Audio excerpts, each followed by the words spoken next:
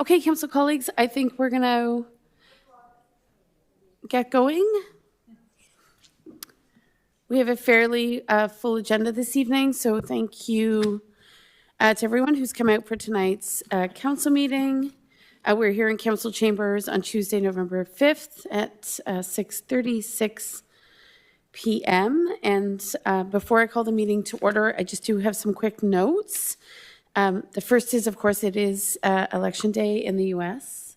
I actually had the opportunity to join the U.S. ambassador this morning alongside some other parliamentary interns. I was a Canadian parliamentary intern in 1999, and the Federal State Department that's attached to the U.S. Embassy occasionally sends out invites to various events. And the ambassador convened a number of us this morning to talk about, in the most neutral of terms, the history of American democracy and the hundreds of elections that are actually happening in the U.S. right now. It's not just a presidential election. There's hundreds and hundreds of congressional elections, Senate elections, mayoral elections, state elections. So a really interesting overview of the U.S. election process on this day. So best wishes to our close friends and allies on the other side of the border. Closer to home, of course, we will be celebrating marking Indigenous Veterans Day. This has become a better established event here in North Grenville. It is typically observed on November 8th. And I'm glad to say that it honors the courage and sacrifice of First Nations, Inuit, and Métis people who served in the Canadian military, but for many, many decades were completely overlooked and not recognized for their incredible service. There were over 12,000 Indigenous identified individuals who contributed to the front lines in conflicts around the world. And through Indigenous Veterans Day, what we obviously are seeking to recognize their vital contributions, both in combat and on the home front, and also remember those whose lives were lost. So that's November 8th. And of course, as is a well-established tradition in North Grenville, we will have our regular Remembrance Day ceremony on Monday, November 11th. The ceremony will be at the Kemptville Cenotaph on Prescott Street. And Remembrance Day on November 11th is obviously a solemn day of reflection and gratitude, honoring again the sacrifices made by our veterans and armed force members in pursuit of peace and freedom. As of course, many of you know, Councillor Strachan is a former member of the Canadian Air Force, if I'm not mistaken, and served proudly for how long, Councillor Strachan? 25 years. So thank you to you for your service. Much appreciated. Just a quick couple of other notes. County Road 43, I think we're all seeing the ongoing action and activity on County Road 43. Tomorrow we're having a public engagement session at 6:30 p.m. right here. If you can't join, you can sign up for the Zoom link. Very simple to do so. We'll be sharing the progress to date on County Road 43. Of course, thankfully, this is a project that is certainly relatively on track, which is, I think, important, given that it is a major undertaking and it is a multi-year project. So you'll hear news about what's happened to date, but you'll also be informed as we are in the process of letting as many people know as possible that there will be a brief but temporary closure of County Road 43 from County Road 19 to County Road 44 on Friday, Saturday, and possibly Sunday evenings. This is, of course, to ensure the new installation of the concrete girder for the new bridge. So obviously, you can still travel 43 outside of County Road 19 and 44. It's just that section. My understanding is it's just an overnight closure. So during the day, you'll be able to travel as you normally would. But this is an important piece of the project in terms of the establishment of the new bridge. If you want to learn all about 43, I would really encourage you to come tomorrow night or check out the Zoom call. In addition to that, I just want to recognize that unfortunately we've had multiple tragedies in our community with the death of 3 young men. two of whom went to North Grenville High and one of whom was at St. Mike's. Obviously, we send our sincere condolences to the families impacted. We also know the schools have been very heavily impacted, and it's been a really, really tough time for so many families in our community. Well before tragedy struck North Grenville, we had already been in the process as a municipality of organizing a teen mental health event here at the North Grenville Municipal Center. Our leadership has been provided through the Department of Parks, Rec, and Culture in terms of finding the right experts for such an event. So that event is happening next Tuesday, November 12th, here at the municipality. And we're really pleased that in addition to hearing from two experts, Dr. Michael Chang, who's a child psychiatrist at CHEO, and Dr. Kim Hellmans, who's an assistant professor in neuroscience and associate dean of science at Carleton University. These are incredibly well-grounded experts in teen health. We will have a variety of mental health agencies and organizations that support youth in the hall that evening.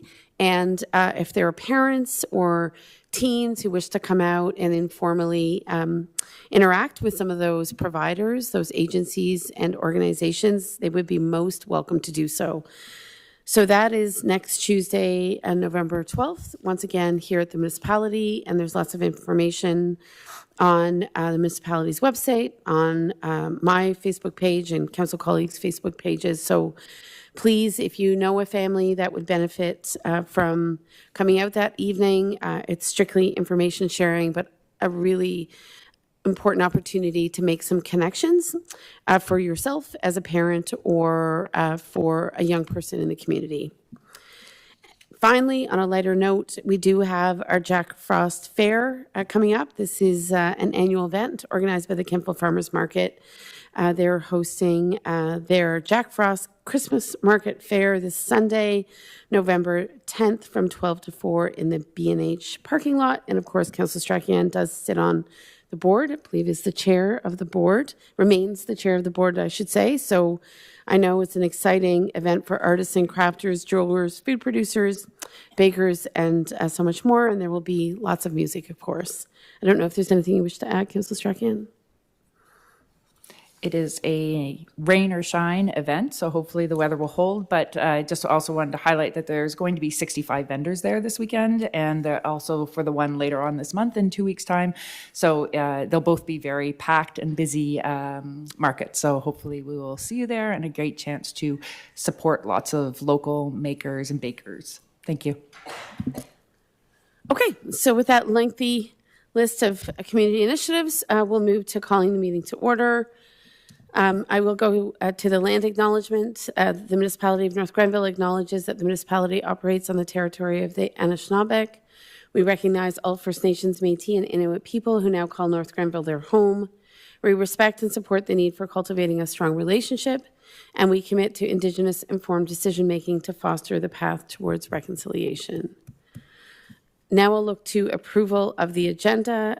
Council colleagues, looking for a mover and a seconder for approval of the agenda. Councillor Wilson, thank you.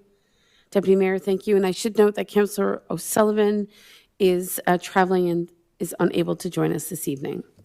With that, if there are no concerns or questions about the agenda, I will call the vote. All in favor, please. All right, that carries.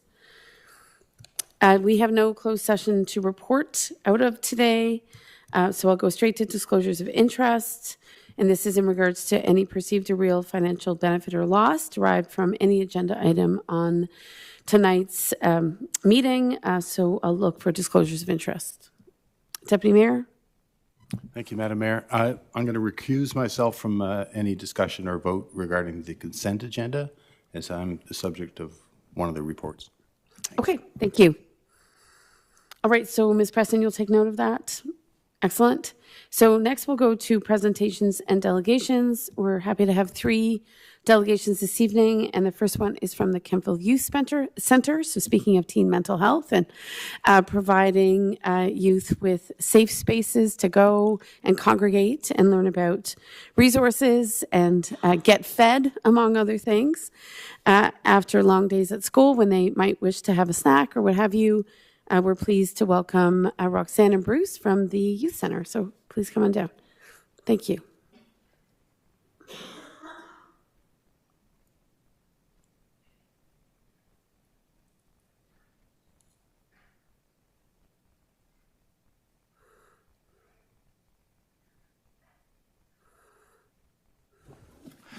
Madam Mayor, members of council, thank you very much for your time. First of all, apologies on behalf of Sydney, who should have been here tonight. She was sick for the first presentation, which is why we are here this evening, and she is again sick this evening. So I'm filling in for her. I apologize on her You're behalf. a good stand-in. We're glad you're here. But it is Sydney's presentation. Indeed. So we'll do the best we can. You all know Roxanne Trumbull-Ellison, who is our operations manager for the centre and has been for the last 2 years, and is the reason why the centre is doing very, very well in terms of the number of youth that have been attending for the last couple of years. So what I'll do is I'll hand it over to Roxanne and ask her to walk us through, if we may, the main points of the presentation, and invite you to ask questions as we go through it. And then when we get to the financial side, I'll answer any questions that you may have on that. So Roxanne, perhaps you take over. Okay, sure. Everyone knows with youth centers that we are a safe space for youth to come. They can drop in. It's a great way to make new friends. We just want to make sure you're mic'd for the live stream. What does, okay. Is it okay? Roxanne, we're just going to ask Bruce if you could just pull down the mic, or Santerre behind you is going to do it. There you go. We just need to be able to pick up your audio for the live stream. So we're good now. Thank you. So youth come to make friends. They come to get a free snack. Basically, we are there to support healthy youth relationships and healthy development, and just help kids grow into being young adults. The youth centers in general exist to provide a place so that youth are not on the streets engaging in risk-taking behavior. We are increasingly looking to support mental health issues for young people and to provide them the safe place to hang out that I mentioned. In particular, the youth center right now, our core drop-in program provides 20 hours a week for youth, Monday through Friday. And we have various other programs that we are offering, such as cooking and baking nights, as you've seen, a junior youth night. We're creating some new offerings in terms of a youth podcast, Mental Health Mondays. There's a number of services that we're always evaluating to offer to meet youth's needs and kind of their interests as well. In terms of our operations and programming, which is the next slide. I think I forgot to say that before, sorry. Really, we have experienced a significant increase in our numbers it's been happening. We more than doubled our numbers from 2022 to 2023.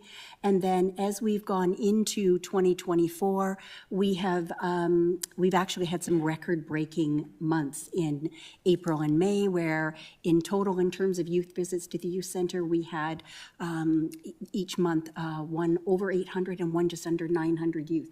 And that's a lot of youth to have in the youth center. That's a lot of energy. Loud, and in a very good way. So our costs accordingly, if we flip to the next slide, there's just a visual of the increase that we have been experiencing. This just demonstrates from 23 to 24.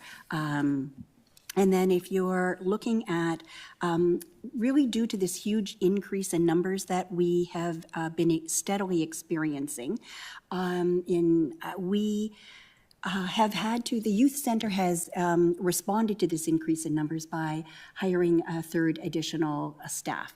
And this in turn has contributed to an increase in the staffing costs that we have at the youth center.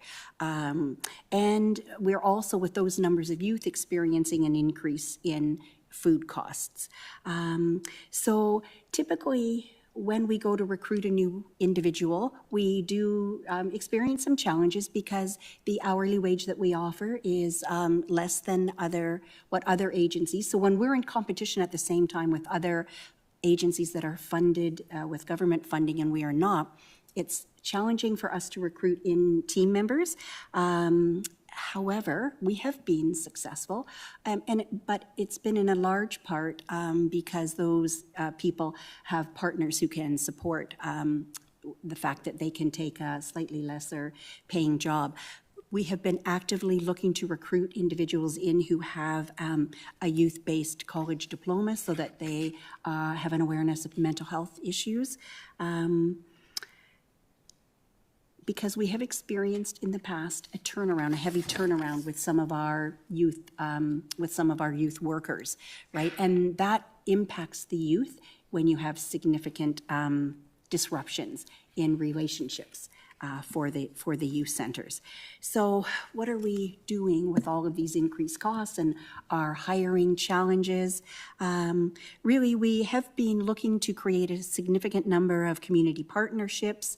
We are, well, from a food perspective, we are looking to look for food rescue programs and looking for partnerships where we can have support in the food costs. We have begun to to work with colleges to attend community fairs and to provide placements for college students so that we can, as part of our longer-term strategy, so that if we're training new individuals in the youth center, then we may have our own pool to hire from, and that's what we're hoping that will assist us with some of the hiring challenges that we've had. And we're also looking to structure our staffing positions differently, reconfigure the number of full-time and some part-time positions, looking at all of those types of things to assist us with some of the financial challenges that we have. In terms of our strategic planning on the next slide and sustainability, North Grenville is a growing community, and we are, in order to remain sort of strong and connected within our community, we are really prioritizing community partnerships, building organizational capacity for local not-for-profits, and we are really trying within the youth center to increase our engagement with youth, because investing in youth is something I think that we are all very committed to. Bruce, I think Boy, that was quick. the next, Let me see that. you were hearing me used to talking a lot more than that. That was very quick for Roxanne. Just emphasize two things that Roxanne mentioned. One is the staff recruitment. We do offer what are below par salaries. There's no question about this. So when Roxanne goes out to recruit people, we're paying at the real low end of the scale, which makes recruiting people very, very difficult. Recruiting people they have to want to come to KYC, they have to want to stay in Leeds and Grenville in order for them to get the job. That's the first thing I wanted to emphasize. The second thing I wanted to emphasize that Roxanne mentioned was the food program. The numbers of youth that we get in these days, I've been in there sometimes, we've had 50, 60 kids. I don't know what the all-time record was, it's 65. 65. For those of you who know KYC, if you can imagine 65 youth in there, you can imagine how crowded it is. And of course, the main draw there, apart from coming to see Roxanne, is food. As you can imagine, youth, food is the big thing. Mm-hmm. It costs an awful lot of money, and Roxanne's been very, very fortunate. She's latched onto this rescue food program, and by the good relationship she's formed with House of Lazarus, independent grocers, Healthy eating for better living. Healthy Eating for Better Living. These stores have started, are now donating food to us, which comes very close to the best buy date. In other words, so instead of throwing it away, they actually ring us up and tell Roxanne, okay, we've got 3 or 4 baskets of whatever it is, come and collect it, and you can use it to feed the kids. So that saves us money. So instead of going bankrupt, we can save that money that we would have spent on food and use it for salaries or whatever, and get the food from the independent grocers or House of Lazarus and feed it for the kids. So I just want to raise those two things, emphasize those 2 points that Roxanne had mentioned. Turning to the financials, I won't go through them line by line. You can see if we, on the revenue side, it stays pretty constant on the fundraising. We raise about between $40,000 and $45,000 a year. You can see the municipality line there, which is the 2-year $30,000 per annum that you granted us, and the $15,000 additional that you granted us. The grants are fairly solid. In 2024 and 2023, about $80,000. It's way down in our forecast for 2025. That's simply because we can't count grants unless we're pretty sure we're going to get them. So it's shown as 40. We anticipate we will get more than that, but we can't forecast that until we're actually fairly certain that we've actually applied for them. So things like United Way, we're at the same level that we anticipated that we got this year. But things like Bell Let's Talk and other things that we think we'll get, we haven't put in. If you turn to the next page, the costs, that stays pretty solid, pretty standard year to year. 2024, we'd originally forecast a loss of about 30,000. We made it up during the course of the year by people unfortunately died and left us money. We got additional grants, and we've actually broken even for the year. In 2025, at the moment, even if you guys did not give us any additional money, we're looking at a loss of $85,000 for the year. That's assuming that we kept our payroll the same. What we're asking for this year is for you to give us, or we're requesting a grant of $45,000 for 2 years, $45,000 for 1 year and $45 for the second year. That would mean that next year, in 2024, we would get half of that in the first year, which would be $22,500, which would reduce that deficit to $60,000. We would then solve that deficit by reducing 1 member of staff, at least, and then if we get the grants that we would expect for the year, that would solve the budget deficit. So we're not asking you to fund a deficit that we can't see us fulfilling. We would then add, as I think most of you know, KYC maintains an operating reserve equivalent to 6 months' operations. That currently stands at about $70,000, which we keep in the bank. So even if all else failed, we could keep the place open and running for 6 months without any assistance from anybody. We have absolutely no intentions of using that money for anything. That is a very much a last resort. About 10 years ago, KYC actually ran out of money completely, and we determined that we would never do that.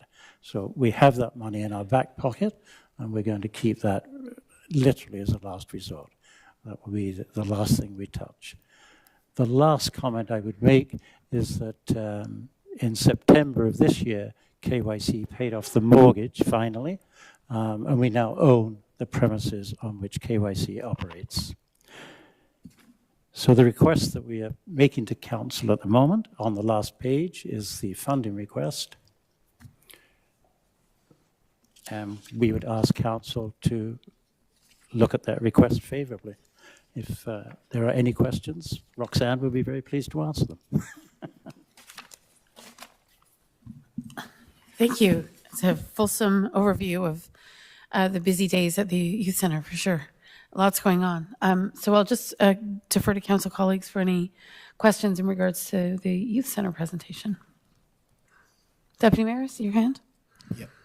Thank you, Madam Mayor, through you to Bruce, because you're answering the financial questions, right? Unfortunately, Roxanne Sydney's is- away, yes. Roxanne is off the hook. Just clarification, I think I understand the 22,500 anticipated for next year is half of the ask that you're requesting. And previously, we had granted you $30,000 a year. So in effect, you're asking for an additional 15,000, or is it on top of what we granted in the past? That is on top, sir. Okay. So you're expecting $30,000 a year plus another 45? No, you're not. Roxanne's shaking her head. No, the 30,000 we've already received. Right. So So we're that's, asking for next May, yes, 45, and the year after that, Right. 45. okay. So in effect, our annual grant is increasing from 30 to 45. Yes, sir. Yeah, great. Thank you. Okay, good. Other questions, colleagues? I'm curious, we are a growing community, so I know the building, as we all do. You said it was quite busy and noisy. Does it accommodate the amount of youth that you are seeing on a day-to-day basis? I know there's different age groups, right? So obviously they might congregate according to grade or age. How does it all work at the center currently? So fortunately, all 65 kids, say on one of their top days, do not attend all at the exact same moments. Okay. So over the course of the 4 hours that we are open every day, we do a tally each day of how many come through the door, and that's how we reach 65.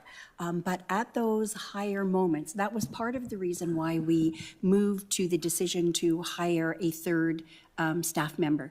And that allowed us to utilize the building differently.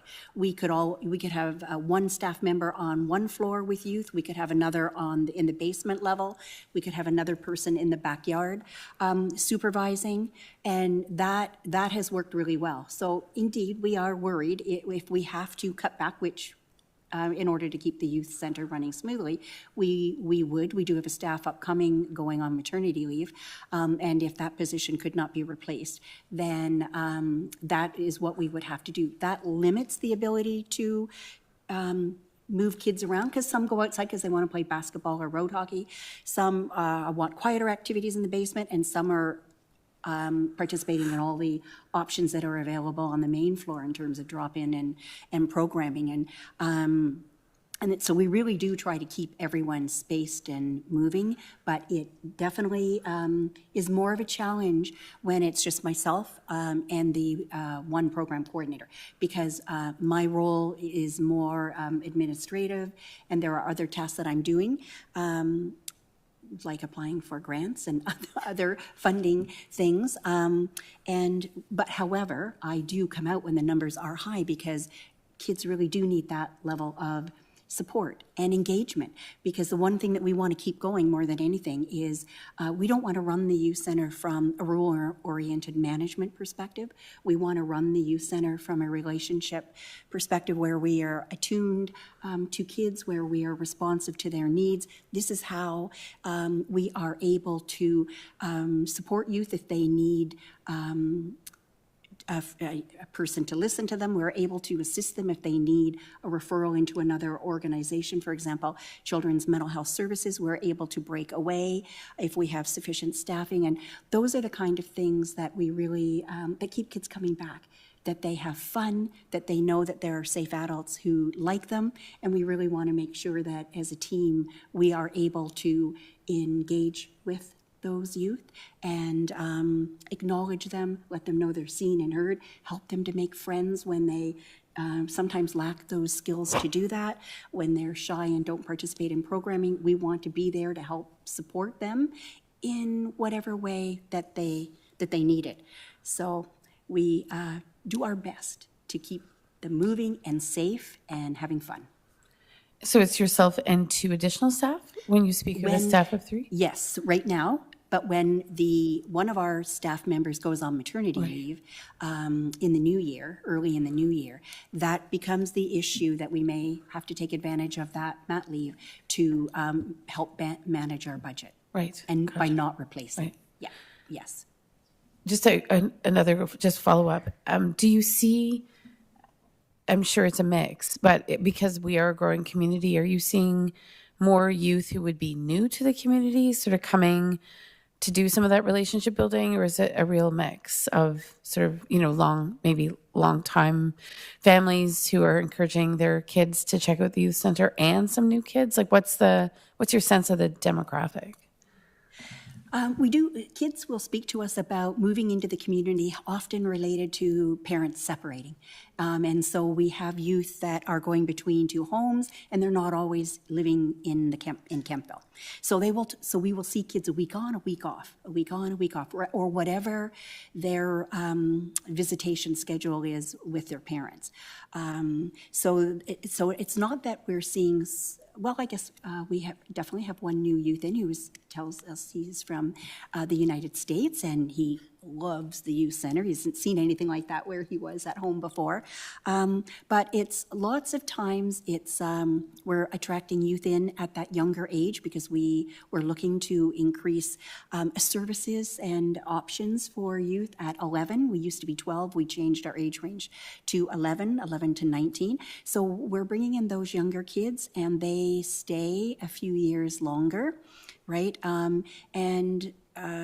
We do find that youth are working at an earlier age than I have experienced in the past. So the younger ages are replacing youth as they kind of age out a bit.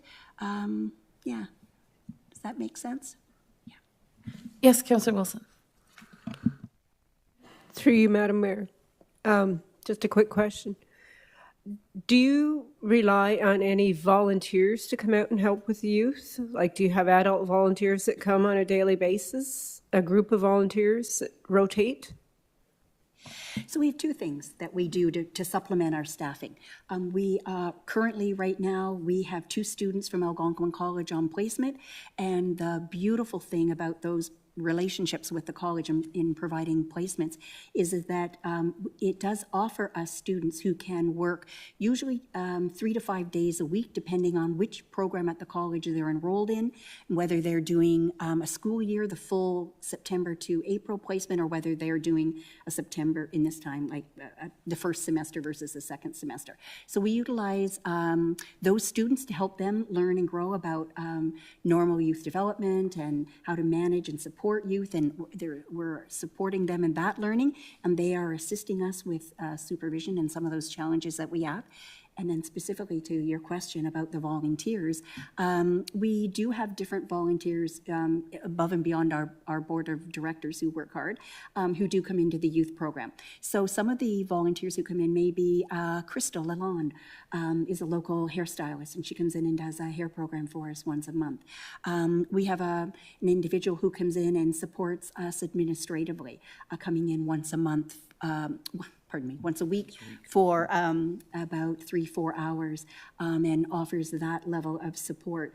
We have a board member who comes in and supports our weekly cooking program with youth and supports a yoga program for youth.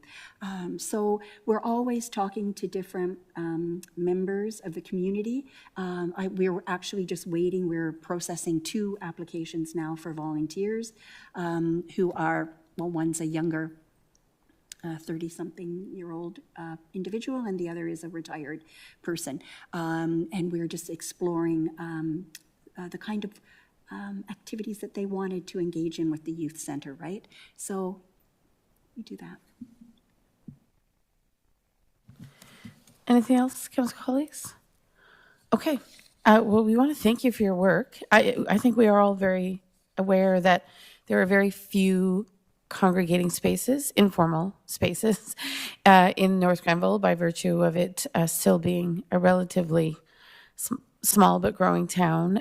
We also recognize that a lot of youth are in rural areas, so if they're not inclined to go home right after school and they're independent enough, then obviously the youth center becomes a pretty important touchstone for them to check in should they need anything or want to grab a snack or just be in the company of other youth in a more structured way. So I certainly want to thank you for your leadership and providing a safe space for youth in this day and age. I think it is critically important, and you are creating the conditions for, I think, youth to certainly navigate those teen and preteen years in the best way possible. So appreciate everything you do, and I know it's a labor of love. And Bruce, you're a volunteer, and I'm sure Roxanne, you give far more hours than you're paid to give. So we appreciate your dedication and commitment to the cause. It's not easy. It's a tough time, I think, to be a teen.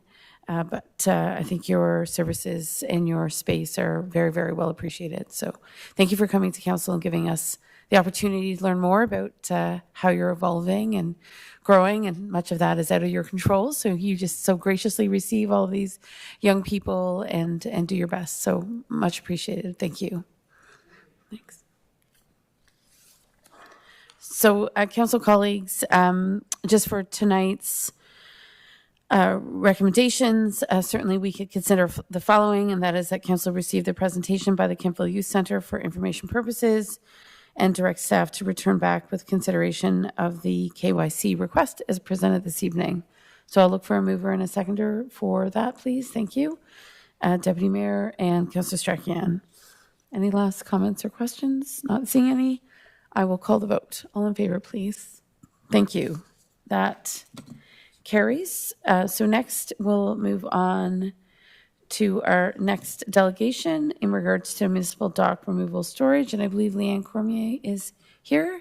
Do I see Leanne? Hi. Thank you. And I'm welcoming Shelley Mitchell from the BIA. Excellent. Thank you.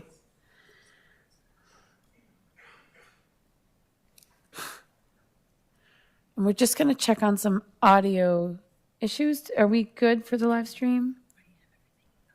Okay. Okay. So is it the delegations or is it the audio levels overall for the live stream that are an issue? Not. Okay. For this room, can people hear everything so far? Okay. All right. So thank you, Leanne and Shelley, for being here. Just have to turn on your mic, please. And then you can shift back and forth. Just move the mic. It's very movable. Okay. Welcome. Thank you. Good evening, Mayor Peckford, Deputy Mayor Barclay, Councillor Wilson, and Councillor Strachian. Excuse me. For those who don't know me, let me introduce myself. My name is Leanne Cormier. My family and I have owned and operated Salamander's Restaurant at 28 Clothier Street East for the past 15 years. I come before Council this evening to make a delegation regarding the placement of the municipal dock beside Salamander's patio. When preparations were made to remove the dock for the winter, municipal staff spoke to Salamanders and said it would be placed along the shoreline. We were not present when it was removed. Upon arrival, we discovered that it had been placed alongside our outside stairway and patio gate. It was left in a very unsightly condition, covered with weeds and debris from the water.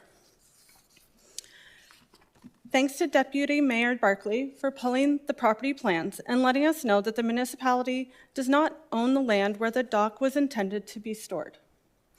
I would encourage the council to research riparian rights, which states that the Crown has ownership of a strip of land along the shoreline of Canadian rivers and lakes, with certain rights given to adjacent property owners.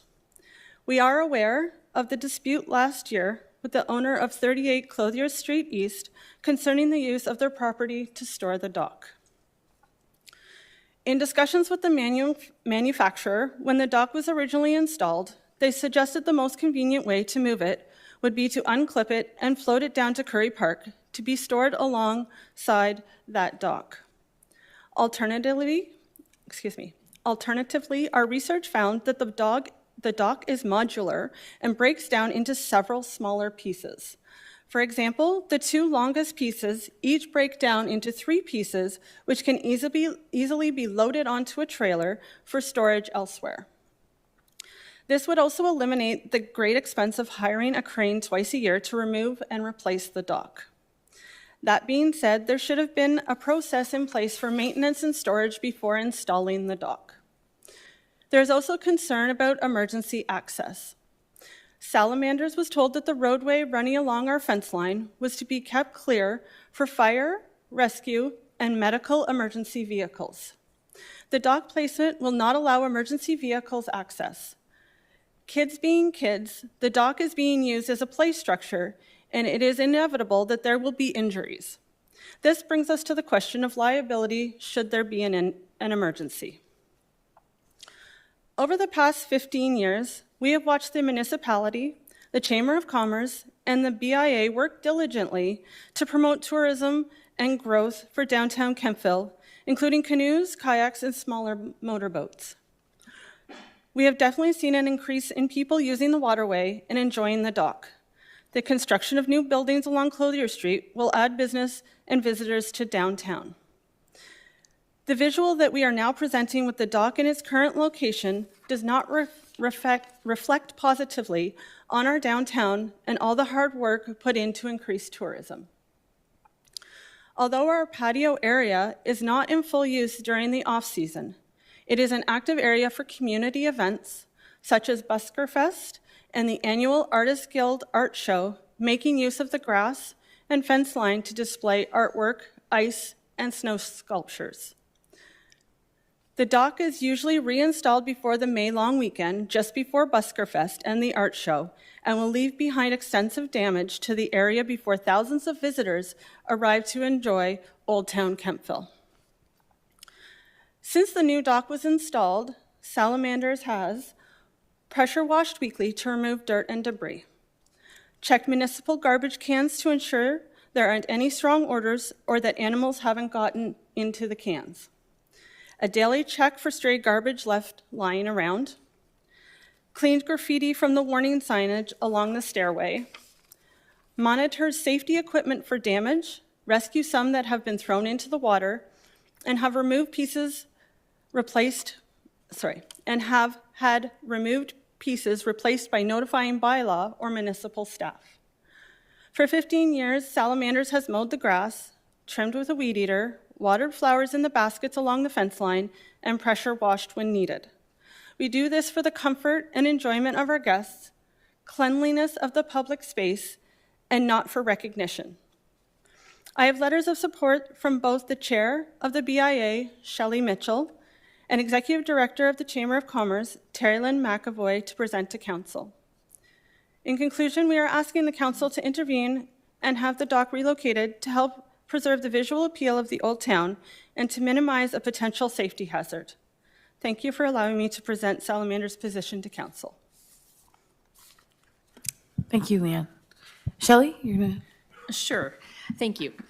So I have a few words to add. Some may be a bit of a repetition, but good evening, North Grenville Council. So my name is Shelley Mitchell, and I am here on behalf of the Downtown Business Improvement Area and in support of Leanne from Salamanders Restaurant. We are here this evening to talk about the municipal dock that was pulled out of the South Branch Basin and left on municipal property that exists between Salamanders and the residential building beside it. The large dock is posing challenges to Salamanders Restaurant. Not only is it unsightly, as Leanne mentioned,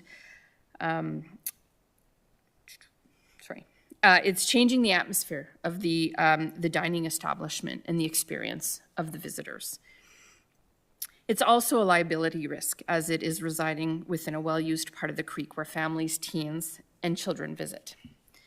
The fact that the dock was removed from the basement and put right beside the restaurant is an example of how communication needs to improve between the municipality and the business owners downtown. These types of decisions greatly affect the downtown businesses, such as Salamanders in this case, and we are asking that more consideration and communication be exercised in decisions that will impact our businesses.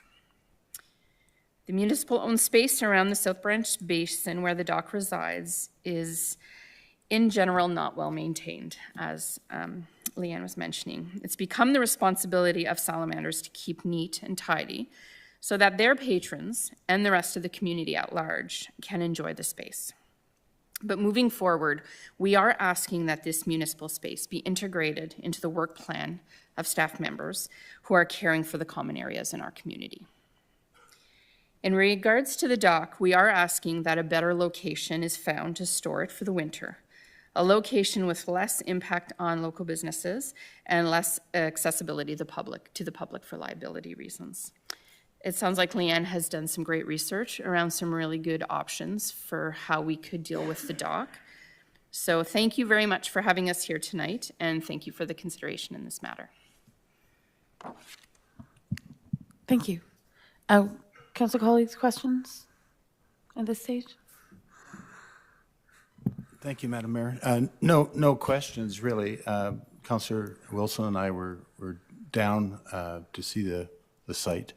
And as Leanne mentioned, I endeavored to get a survey to find out exactly whether the municipality had access to the storage area that Leanne's suggesting that the municipality use, and we don't. Long term, my own personal feeling is that we should talk to the owner and maybe look at severing and purchasing that strip so that we can increase the waterfront trail by a couple of feet and have a place to store the dock. But that's in the future. I don't know if there's anything we can do currently other than take a look at how it's stored or moved and stored in the future. Councillor Strachan? Through you, Madam Mayor, and perhaps this question is directed at the CAO. Have we looked at the possibility of breaking this down? I wouldn't suggest that a crane would probably be a good idea at this time of year. I mean, that's an additional cost, but is indeed like what Leanne has presented, that it is modular in a sense where we could break it down and move those pieces to come to a resolution for this year and have a more permanent solution for next year? Have we explored that at all? Looking to CAO, go ahead. Through you, Your Worship, I cannot answer that. As referenced before, we have pulled it out with a crane at an expense of about $5,000 to pull it out. So no, I cannot answer that specifically. Anything else? Colleagues? Okay. Yes, go ahead, Leanne.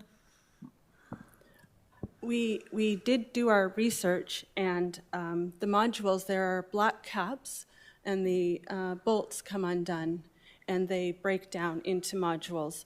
The previous dock before the lovely new one that came in was always taken out of the water and put on a float behind the municipal vehicles and taken off-site for safe storage. It's just the new dock that has come in has now been left without a storage process. Gotcha. I think it's a much bigger dock, right? It's certainly a dock we were very proud of because it's accessible. It facilitates, obviously, many different kinds of paddlers. And in fact, I was at the gas station.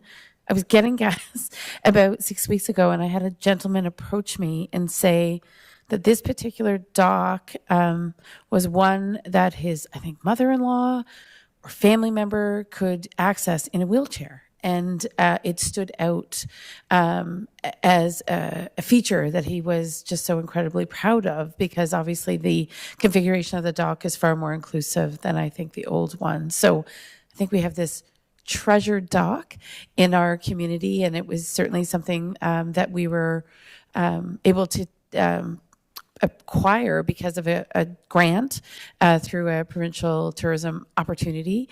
But hear you that obviously from your perspective, there appear to be some challenges with how it's currently stored. And I think we're still in a transition period with how we do this now, given that it doesn't appear that we have the same access to that adjacent property.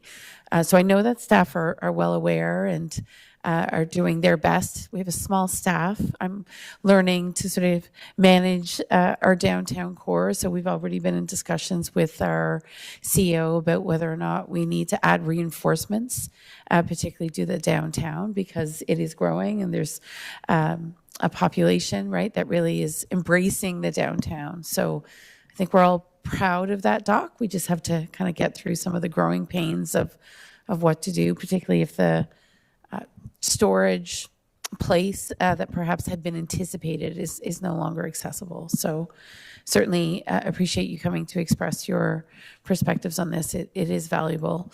And I know I can tell you, our municipal staff care deeply about this municipal infrastructure, but sometimes the bodies aren't there to do the kind of maintenance that you've been voluntarily doing. So thank you for that. And maybe a follow-up conversation will give us an opportunity to better understand where you might be filling in some gaps, right, in terms of that dock maintenance, because obviously it comes with the nature of the dock, right, and the materials themselves probably accumulate debris and dirt a little bit differently than the old dock. So I think we're in a bit of a transition phase with this dock, which has been a great amenity for the community, but just has a different maintenance and storage set of requirements. That's how I'm hearing what you're providing as feedback today. So yeah, is there anything else? No? Okay.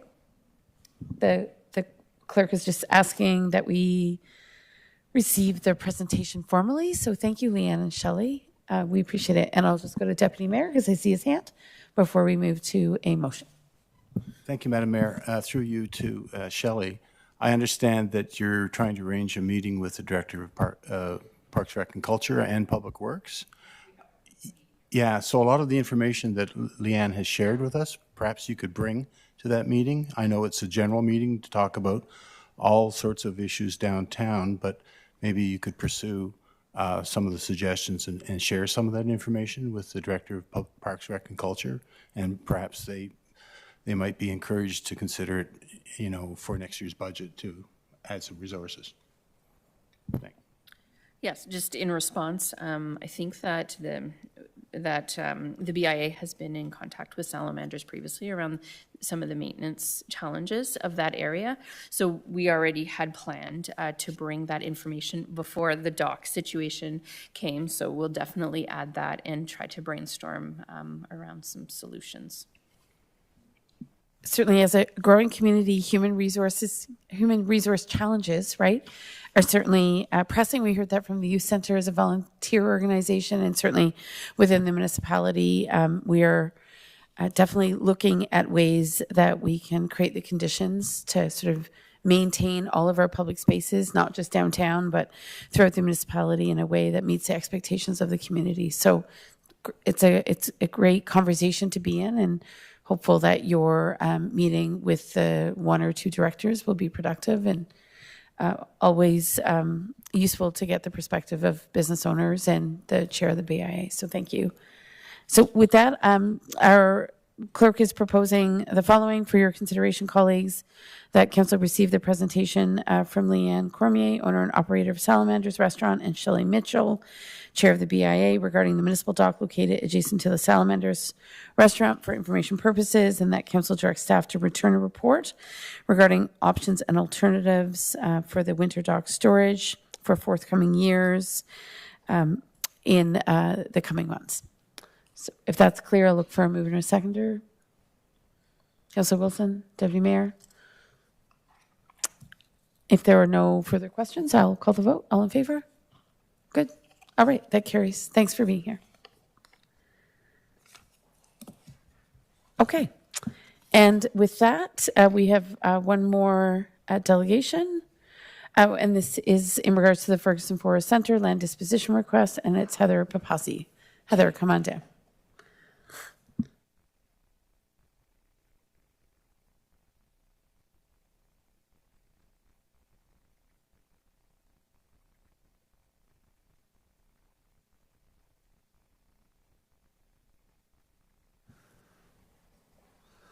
And if you could just turn on the mic and put it in your direction, that would be so helpful. Thank you.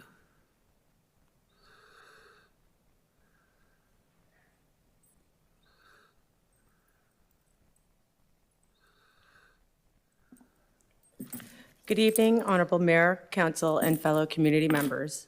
Today we stand at a pivotal moment where we can prioritize sustainable community-centered solutions over short-term financial gains, safeguarding our precious heritage agricultural land for future generations. By taking this path, Council will honor Indigenous stewardship principles as pledged in our acknowledgement and affirm our commitment to responsible governance. Supporting the recommendations in the staff report aligns with these values, reinforcing trust and respect within our community. As we consider the Ferguson Forest Centre's request for public funding, I urge Council to carefully examine how my report and the municipality's staff report align. Both raise serious concerns regarding the financial transparency and ethical governance at the FFC, an organization essential to environmental sustainability. In an era marked by climate change and encroachment of invasive species within Canada, Ferguson Forest Centre plays a vital role in preserving essential natural resources that support ecological stability. However, to unlock the FFC's full potential for financial growth, development, and expansion, we must address the existing administrative issues. Changes in executive leadership are essential to ensure compliance with the Ontario not-for-profit standards. While supporting the FFC is critical, it is equally important that leadership reflects these values and objectives of its mission, a mission that our community has worked tirelessly to champion. This realignment will enable the Ferguson Forest Centre to attract new investments, foster partnerships, and secure its position as a leader in native tree farming and reforestation efforts. The 13 acres in the land disposition hold more than just agricultural value. They represent a historical commitment to our community and is part of the seedling that affirms North Grenville's cultural heritage in forestry and land stewardship. In the mid-1990s, when the G. Howard Ferguson Forest Centre faced closure, the residents of North Grenville united to preserve this land. Guided by leaders like Reeve Don Cameron and Councillor Owen Fitzgerald, through hands-on volunteering and fueled by taxpayers' dollars, they firmly committed to the land's agricultural zoning and environmental future, a vision the current zoning reflects. By halting the land disposition, this council honors the promise made by previous leaders who trusted that this land would remain intact and agriculturally zoned, ultimately preserving its role within the Ferguson Forest Centre's mission, to which this council holds a profound responsibility to protect. The Ferguson Forest Centre's stewarded land symbolizes our community's deep-rooted connection to the region's rich forestry heritage, as celebrated on our municipal flag through the stylized white pine. This land, a living trust held for the people of North Grenville, embodies both our cultural and agricultural heritage, which must be preserved. Protecting it from the land disposition and ensuring its continued collective agricultural zoning within the next municipal plan is essential to uphold and protect this commitment to our history of environmental stewardship, sustainable growth, and community values. The community has spoken. 1,173 constituents have signed this petition opposing the sale, demonstrating this shared respect for preserving this legacy. As the Ferguson Forest Centre approaches its 80th year of operations, we are reminded that heritage and culture are not just maintained, but carefully cultivated over decades through preservation, education, and active community involvement. By protecting Ferguson Forest Centre and its dedicated zoned lands, we ensure that our local history and natural resources will enrich the lives of future generations. The importance of heritage land becomes more profound as time passes, with each new generation recognizing its cultural and ecological significance in new ways. Heritage is grown through continuous passing down of values, knowledge, and practices from one generation to the next. It begins with the preservation of cultural traditions, landmarks, natural sites, and stories, which are shared and celebrated within communities. Worldwide, institutions understand that the true value of preserving cultural heritage lies in embedding the lessons of the past into collective memory. Looking forward, the potential for this land extends beyond its agricultural and ecological contributions. By maintaining its heritage agricultural zoning, we open doors to agro-tourism, experiential learning programs, and vital forestry research. This preserved space holds infinite possibilities in forestry regeneration, sustainable land practices, forestry research, education, and development, blending environmental stewardship with community engagement. Studies show that safeguarding sites like these reinforces a community's identity, nurtures a sense of continuity, and installs pride essential foundations for a cohesive and resilient community, contributing to North Grenville's mental health and wellness. In the words of Sir David Attenborough, the truth is, the natural world is changing, and we are totally dependent on that world. It provides our food, water, and air. It is the most precious thing we have, and we need to defend it. On behalf of the community, thank you for listening to over 1,000 voices, for leading with integrity, and your commitment to upholding our cultural heritage. Thank you to the staff for your work in preparing a thorough and balanced report on the Ferguson Forest Centre. By safeguarding this agricultural land and recognizing its cultural significance, you demonstrate a profound respect for the values that North Grenville residents hold dear. Through the preservation of these 13 acres, North Grenville will create alternative and innovative pathways to sustainable economic growth and development through environmental stewardship, innovation, conservation practices, and transformative educational opportunities. Thank you. Thank you. Appreciate it. Council colleagues, any questions at this stage? I know we have a full report on Ferguson Forest in the coming hours, so there'll be lots of opportunity for dialogue. Not seeing anything. Then we'll go to the motion. Thank you, Ms. Preston. And that is that council receive the presentation from Heather Papazi for information purposes. Thank you. Councilor Wilson. Seconder, please. Deputy Mayor, thank you. And I'll call the question. All in favor? Good. Okay, that carries. So, colleagues, that gets us through our delegations. Thank you to all 3 delegations for presenting this evening. And I'm going to move to the consideration of our consent agenda. As we know, items listed under the consent agenda are considered routine or no longer require further discussion and are enacted in one motion. The exception to this rule is that a member, of course, may request that one or more items be pulled for discussion. The consent agenda, as we know, also includes a report from the Integrity Commissioner. As per the Municipal Code of Conduct, the resolution of council must be conducted via recorded vote. As a result, the consent agenda as a whole will be considered via a recorded vote. So when we determine what is going to be on our consent agenda, I'll just ask for a recorded vote. I believe, Deputy Mayor, you've declared a conflict, so you can stay in the stay at the council's chamber, but you will not be voting, obviously. So with that, colleagues, is there anything any one of you wishes to pull from the consent agenda? I'm not seeing anything, so I would like to see the municipal fee review. Yes, Councilor Wilson? Thank you. On the consent agenda that only involves the first part there, right? Minutes of previous meetings? Minutes of previous meetings is something I want to pull. Sure. Okay. It moves down. I'd like to pull the minutes from Arts and Culture and Heritage Advisory Committee of July 23rd, 2024. Okay, great. Ms. Preston, you'll note that. Arts, Culture, and Heritage and the date of the meeting? July 23rd. July 23rd, 2024. 2024. Okay, excellent. Item H3 to be specific. Thank you. So with that, we pulled that for additional consideration, and I would like to pull the municipal fee review, RFP award, which is item K.5.1. Is anything else that council colleagues wish to have pulled this evening?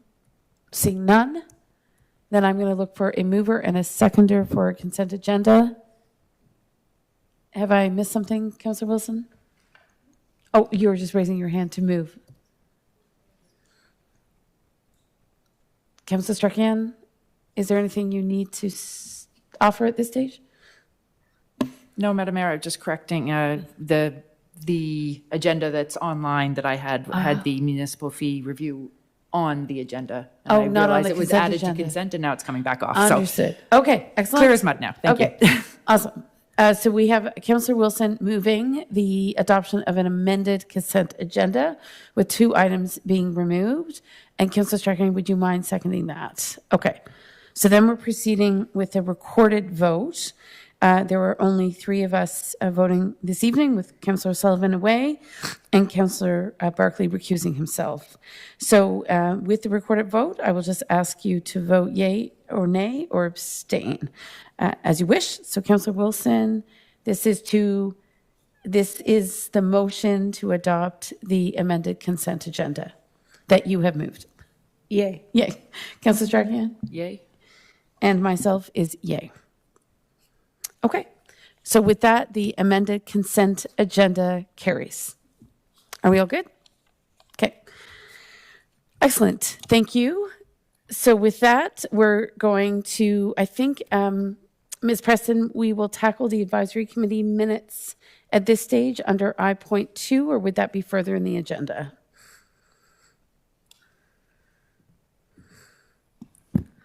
No, Madam Mayor, it will be addressed during correspondence, item L. Got it. We will address the minutes of the advisory committee meeting for Arts, Culture, and Heritage for July 23rd at L17. Okay.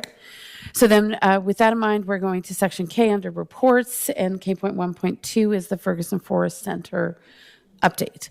So why don't we receive the update from staff? In this case, I believe, Ms. Dunlop, you're presenting that report. We will entertain, obviously, questions and discussion among council colleagues. If we need to hear from FFC representatives, they're in the room. If we need to take a break before proceeding to a vote, we can certainly do that as well. But we'll start with Ms. Dunlop's report, and I invite you to proceed. Thank you, Your Worship. So good evening. The purpose of this report is to provide information, update, and options for the request from the Ferguson Forest Center for financial assistance. Next slide. As background, the Ferguson Forest Center, or FFC, has been in operation since 2000 on lands purchased by the former township of Oxford-on-Rideau in 1997 from the provincial government. The lands had been operated as a provincial forestry for many decades prior. The FFC provides many recreational activities to the community and beyond, such as trails, dog park, winter sports, disc golf, and Indigenous area, in addition to the functions as a forestry. Next slide. Under new management, the FFC is seeking to update and renew equipment and infrastructure while enduring revenue challenges from decreasing markets, reduced government programs, and operating trials. Next slide. In 2022, Council approved a revised lease for the 300 acres, removing the requirement of an annual rental of $50,000 and returning the $150,000 in FFC reserves held by the municipality. In 2023, a request to sell some of the poorer lands adjacent to 43 was requested of Council to provide some funding for the required upgrade and efficiencies. Next slide. The FFC provided additional and updated information to the municipality alongside Community Futures Grenville as we progress through the evaluations. These include an updated business plan and financial information. To date, the FFC have engaged Farm Credit and Community Futures Grenville with a loan application for water system and infrastructure upgrades, request rising to the Grenville Futures Board valued at $300,000, and as of yesterday, the loan was granted by the board with conditions. In addition, the FFC have applied for a federal program which may provide $150,000 a year for 2 years. Next slide. Municipal staff, in consultation with the FFC and Community Futures, explored funding and efficiency options without the sale of municipal land at this time. To meet the current needs request, staff provide Council with 3 options for consideration and deliberation. Approve a $400,000 bridge loan with conditions. Provide a bridge loan and conditions with additional provisions for the operation of recreational uses. Or 3, decline financial assistance and initiate a transition plan with conditions to be worked out. Future details would be included in a Council report. Next slide. Options 1 and 2 require an outlay of $400,000, which can be accommodated through municipal reserves. Option 2 and 3 will also impact municipal staff and resources for the recreational offerings and outcomes of any transitional planning. Next slide. As stated, the purpose of this report is to provide council an update and seek council's direction on the possible options for addressing this request. And that completes my report. Thank you. Colleagues, if you have questions of Ms. Dunlop or if you have questions of the FFC, I recognize there are a number of them here this evening. So I will defer to anyone who would like to seek clarification on any aspect of Ms. Dunlop's report or provide a perspective on what's before us this evening. Deputy Mayor? Thank you. Thanks very much, Mrs. Dunlop. We've had the Ferguson Forest Centre here before council previously, and the first time that we met with them, it was then that they proposed a way of addressing their financial challenges was the sale of 13 acres. They were going to use the money for a modernization fund as well as a capitalization fund. The Ferguson Tree Nursery is the social enterprise that generates the funds for not only its sustainability, but also for providing free use of the Ferguson Forest Centre. So the Ferguson Forest Centre Corporation has a social enterprise called the Ferguson Tree Nursery, and that's what's creating challenges for them, is operating this because of a variety of different circumstances. The sector has changed, funding has decreased. So the social enterprise that was set up to maintain the tree nursery as well as to provide free access to the Ferguson Forest Centre is in trouble, and so they're looking for a solution. And just looking at the various options that staff have presented, and I'm leaning towards option number 2, but not in the amount stated in option 1. I think there's a precedent for the municipality to loan various nonprofits funding up to a maximum of $100,000, and that would be what I would be leaning towards, is $100,000 bridge financing under the conditions of option 2. What's attractive to me about option 2 is that the municipality would take the burden of, as we found out yesterday in CDAC meeting, of $50,000 to $80,000 worth of expenses that up to date have come out of the revenues from the Ferguson Tree Nursery. But if they're running a deficit, it doesn't really make sense for them to also, rather than focus on getting their house in order as far as the tree nursery goes, to have that expense to provide free access to the community, to the disc golf, to the dog park, etc. So what's attractive to me is that we can relieve the burden of that upkeep and maintenance and providing accessibility to the public. And we do provide a little bit of bridge financing, but not to the tune of $400,000. Thank you. Okay, thank you. And so what I understand you're doing, and of course I'll recognize Councillor Strachan, is you're drawing a distinction between the nursery as a sub-entity of the Ferguson Forest Corporation, and you're speaking of the recreational burden, if you will, that's been borne by the Ferguson Forest Corporation, and how the municipality could take a greater role, thereby relieving some of those costs directly associated with the recreational elements. I think I have that clear, so I'll recognize Councillor Strachan. Thank you. Through you, Madam Mayor. I think that option 2 was about taking the recreational side back from the Ferguson Forest side, and the municipality would manage that. But my understanding is that they need $400,000 because they are $400,000 in the hole right now. And if they don't receive that and they only get $100,000, they are still $300,000 in the hole. So I guess if I'm wrong in that assumption, then that needs to be clarified. I also would like to understand for Grenville, for the futures side where they had conditions, is that condition $100,000 from the municipality. Is that acceptable? What are the conditions placed on that loan as well? So I think that there's a part here that maybe I'm missing, and if I'm missing that, then that's fine. But that was my understanding the last time we looked at the numbers, and that's what the ask is from Ferguson Forest. So why don't we do it this way? We can ask Karen Dunlop, our CAO, to just provide a little more insight on the conditions that have been contemplated from the municipality. And then perhaps we have FFC here, and I think it would obviously be helpful, if you agree, council colleagues, to hear directly from FFC in regards to the ask of $400,000 and whether or not a lesser amount allows them to keep the lights on and functioning as a nursery. So that clarity, I think, is helpful to the municipality. But I do see Councillor Wilson's hand. So before we go to CO Dunlop, you can ask your question, Councillor Wilson, or make a comment, whatever. Yeah, through you, Mayor Peckford. There's also the outstanding loan of the ownership of the house that we have helped them purchase, and they're paying us back.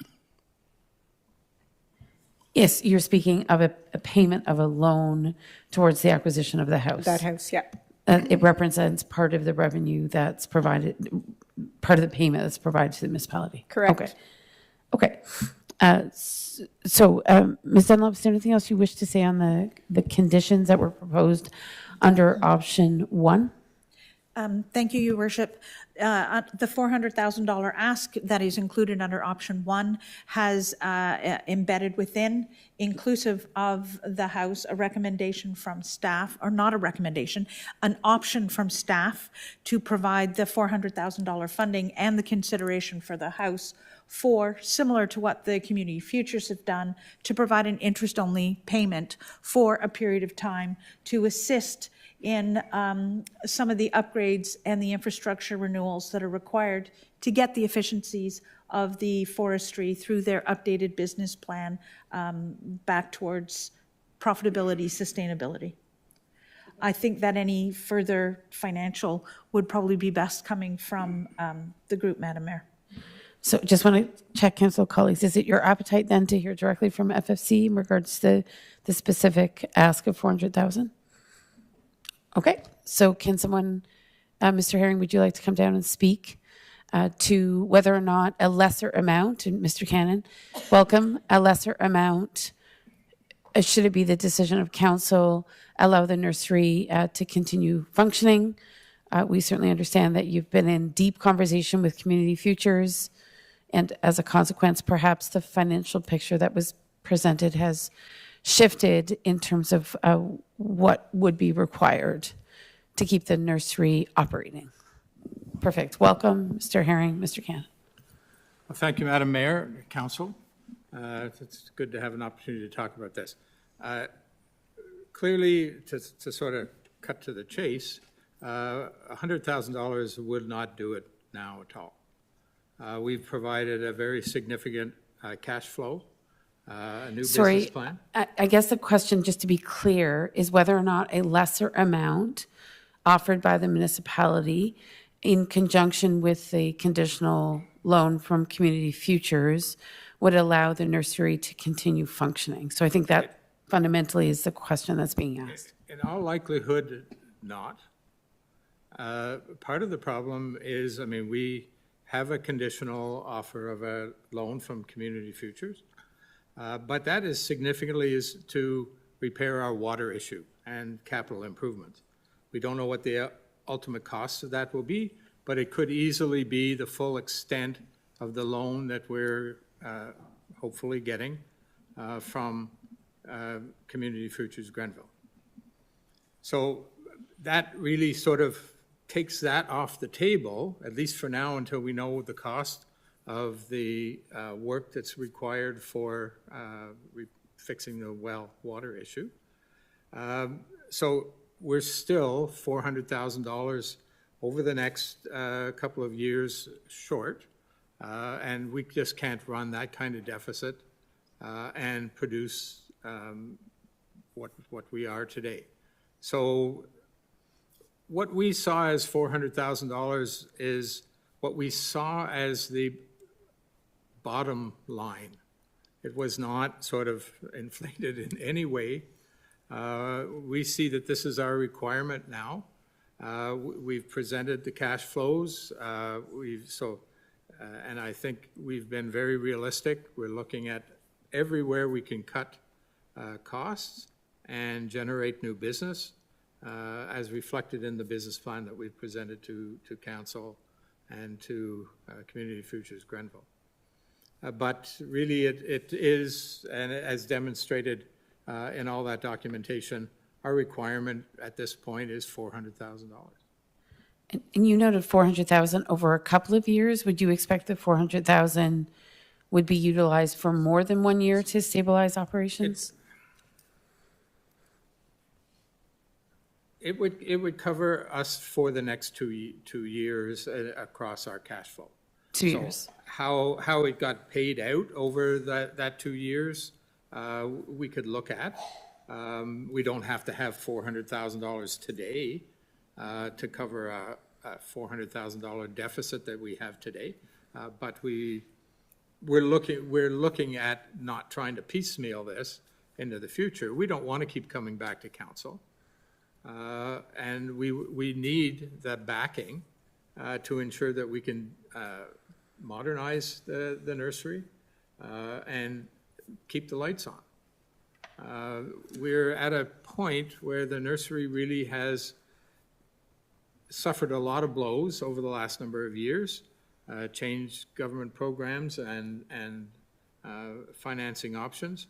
We are a not-for-profit. We cannot go to the marketplace and look for funding. We can't look for investment.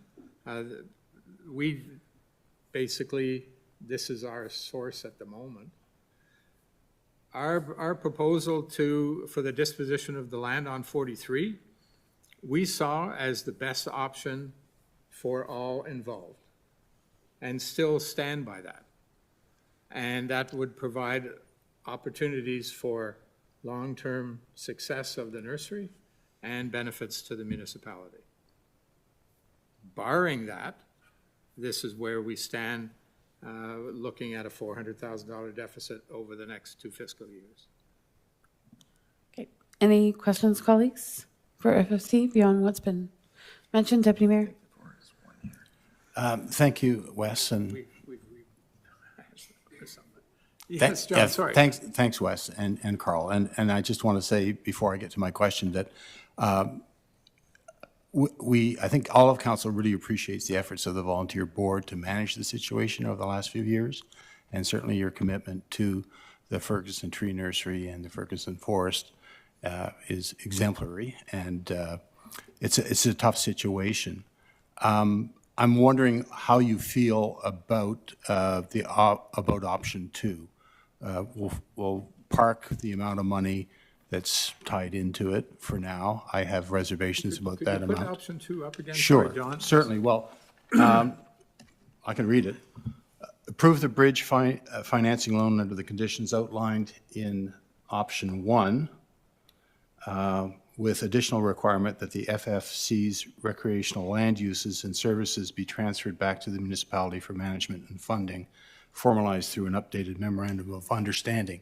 But it also includes all the conditions of a loan as articulated in option 1. So it's an additional element to option 1, just removing what I described as the burden. And I think you have to admit that at this point in time, you need to stick to the knitting and get the house in order at the tree nursery, not to have to be involved with as well maintaining trails and upkeep. We maintain our trails, the dog park, the arboretum, other than a contract for cutting grass that we pay the municipality for, through a volunteer base. Does it really make sense for us to take the community involvement and a volunteer base and have the municipality now pay resources to do that? We're not saving the nursery with that. This is a very fringe expenses at this point on the nursery. We have decided a couple of years ago that we would move to support these activities through volunteers. And they clear the trails, maintain the trails, look after the dog park, et cetera, et cetera. So we do independent fundraising where possible, particularly for the dog park. But our volunteers maintain the recreational properties. Excuse me. So isn't the raison d'etre of the tree nursery is to operate it, responsibly, to generate a surplus? The Yes, surplus is used to maintain public access to the forest? Yes, isn't of it? course. Yeah. Of course. But when Okay. we don't have those surpluses, we still feel we have an obligation to maintain those recreational resources, and we have. Okay. But we've done that significantly through volunteers. Now, to say, yes, we have spent money, we've regraded the parking lots on 43 this year. We've done other capital improvements on that, but it's very much on the fringe. So despite all the financial problems with the tree nursery, you'd want to continue providing services and maintenance for the rest of the Ferguson Forest Center, which you characterized yesterday as I would say yes. $50,000 to Yes, $80,000 unequivocally, worth yes. of expenses. Okay. Thank you. I think what Deputy Mayor was trying to articulate, or what I'm understanding him to be discerning, is obviously if there's a financial burden attached to the maintenance of the recreational infrastructure, despite the incredible work you've done for 20, 30 years around the infrastructure, to allow you to focus simply on nursery operations and ensure your resources go to a sustainable nursery operation, it would seem logical that the municipality assume some of the responsibility for those recreational assets, particularly if they come at a cost that compromises the nursery's viability. So whether it's $20,000, $50,000 a year, those dollars clearly matter because they're dollars that wouldn't be going into the nursery. So my understanding from Ms. Dunlop's staff report is that she was highlighting a recreational imperative that perhaps the municipality could assume so that those weren't part of your financial considerations moving into the future. So I don't know, Ms. Dunlop, if you have more to say in including that under option 2, but it seemed perhaps a logical way to think about some of the other areas where FFC has been expending resources, where we could take that burden from you. I just want to ask Ms. Dunlop. Go ahead. Thank you, Your Worship. The actual dollars spent on recreational, save and except the contract or the bill that the municipality sends to the FFC for the grass cutting, I'm not aware what those specific expenses were. So as part of the discussion, any transition of those recreational, it would have been in cooperation with the forestry. We do send them an invoice for $16,000 to $17,000 a year in regards to grass, but there's also the maintenance of those parking lots that you do expend funds on. So what the specific funds on and what that transfer would be, that would be something that would be a discussion and a report brought back at a later date, because they are not specifically identified in the documents that we have to date. Okay. I'll go back to Councillor Strachan. Thank you, through you, Madam Mayor, to CAO. The financial side aside, I'm going to make the assumption, because it is a recommendation from staff, that the human resources aspect of it is something that the municipality could take on as well within its within the existing number of resources, because I know that all the departments have been stretched in various ways, but Ferguson Forest is not an insignificant space. So I'm just wondering if that has, if you could confirm that that's the case. Through you, Your Worship, we already cut the grass, so it's resources that we have in-house. The revenue, we do send an invoice to the Ferguson Forest Center, so that we'd already have the resources, but there would be that adjustment of revenue and expense is what it would mean. Just to clarify, though, there is other maintenance that would be required of any of the recreational spaces within the Ferguson Forest area. So those additional, that additional labor that would be required, whether it's maintenance of parking lots and so on, there's a financial aspect, but also the human resources part. So do we foresee any challenges with that within our existing staff complement? Through you, Your Worship, In regards to the report, I did say there would be additional resources potentially required, depending on what the actual transfer of which services are. So it's not something I've quantified, except to say that should all the recreational facilities be taken back over by the municipality, that there would be some additional resources required. But again, the full extent of what those recreational resources are, as well as if there's volunteers and there's no actual expense through the FFC for certain facilities, then that has to be part of the, what I would hope, a clarity, an MOU that defines responsibilities for which the municipality would either take over or would remain with volunteers. But when their FFC is expending certain outlayers of finances, expenses, that we could lessen that burden, or the products that I would think would we would take on. Certainly. So it's, if you're not speaking, it's just a good idea to turn off your mic, because these mics are extremely sensitive. So any movement, ruffling of papers is disruptive to the live stream. Okay. So I think, Ms. Donlan, it sounds like there would have to be more work done to sort of quantify the expenses incurred by the municipality if that was part of the proposition. And of course, I just want to flag that managing volunteers is a whole other kind of resource-intensive exercise. So I know the FFC may have a well-established routine with some of its volunteers, but should that come to be a municipal responsibility, that it can also be resource-intensive in other ways. So clearly some more work to do in terms of articulating that. But I'll have you do a follow-up. Sorry, Madam Mayor, I did forget one component. There are certain things that the Public Works Department already does Yes. that would not be a transfer, such as the winter maintenance of Anniversary on our way up to the dog park and the parking lot. We already do that with municipal graders.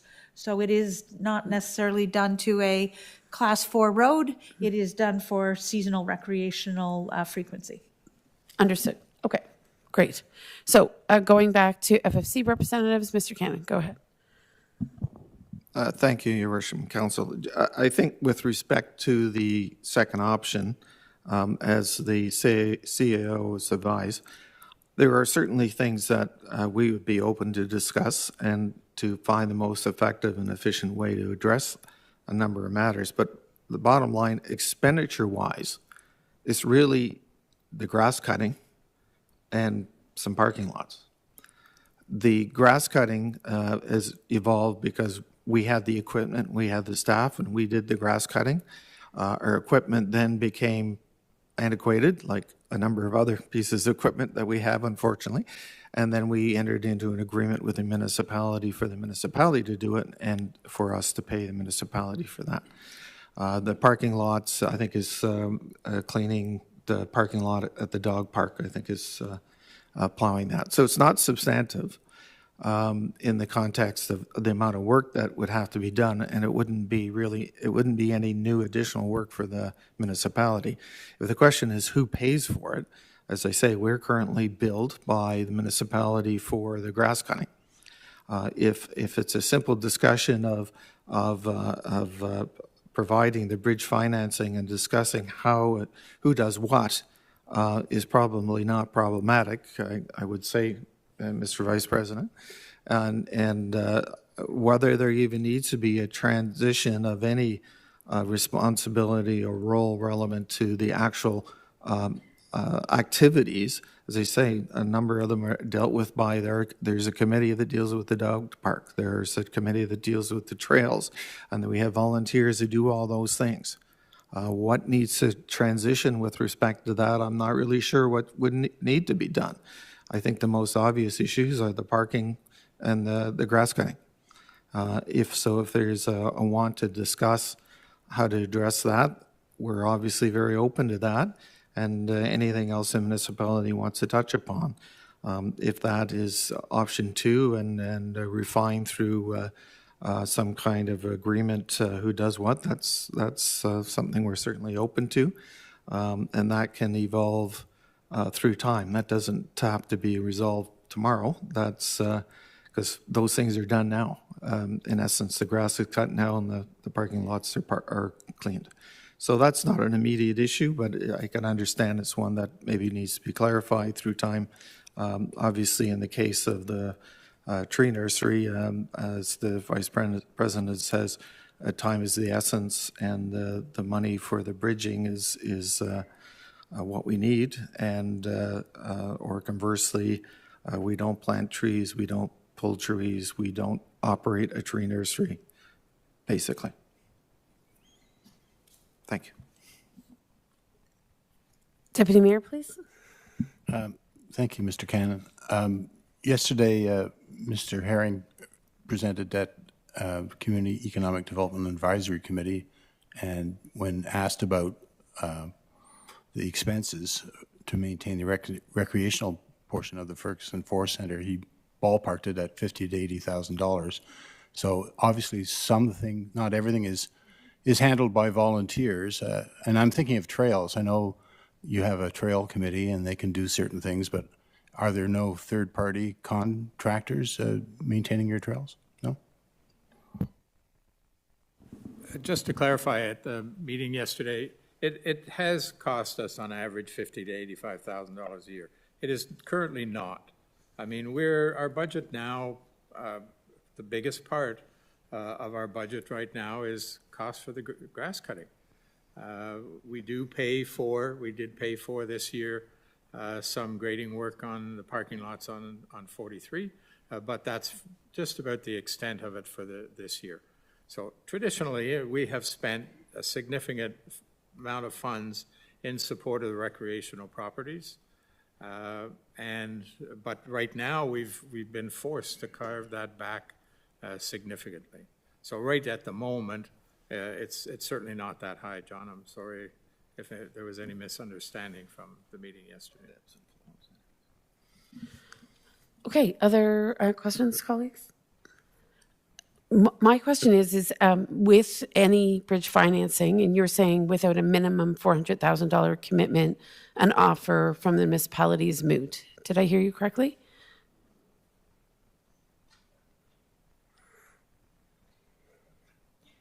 Okay, I'll move on. My second question is, how would you propose to pay back those funds?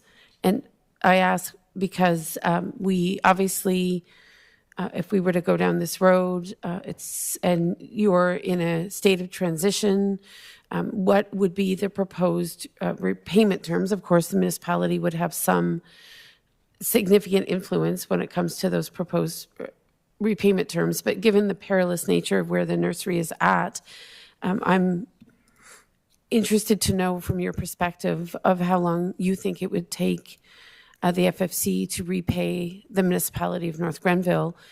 At this time, the staff report doesn't contemplate the land sale. So in the absence of a land sale, which was one mechanism certainly to finance any sort of bridge financing or larger reinvestment, your repayment of the loan is quite critical to certainly how I would see this proposition. And it's not obvious to me what a repayment plan would look like from the FFC. And I don't believe, Ms. Dunlop, you outlined anything to that end.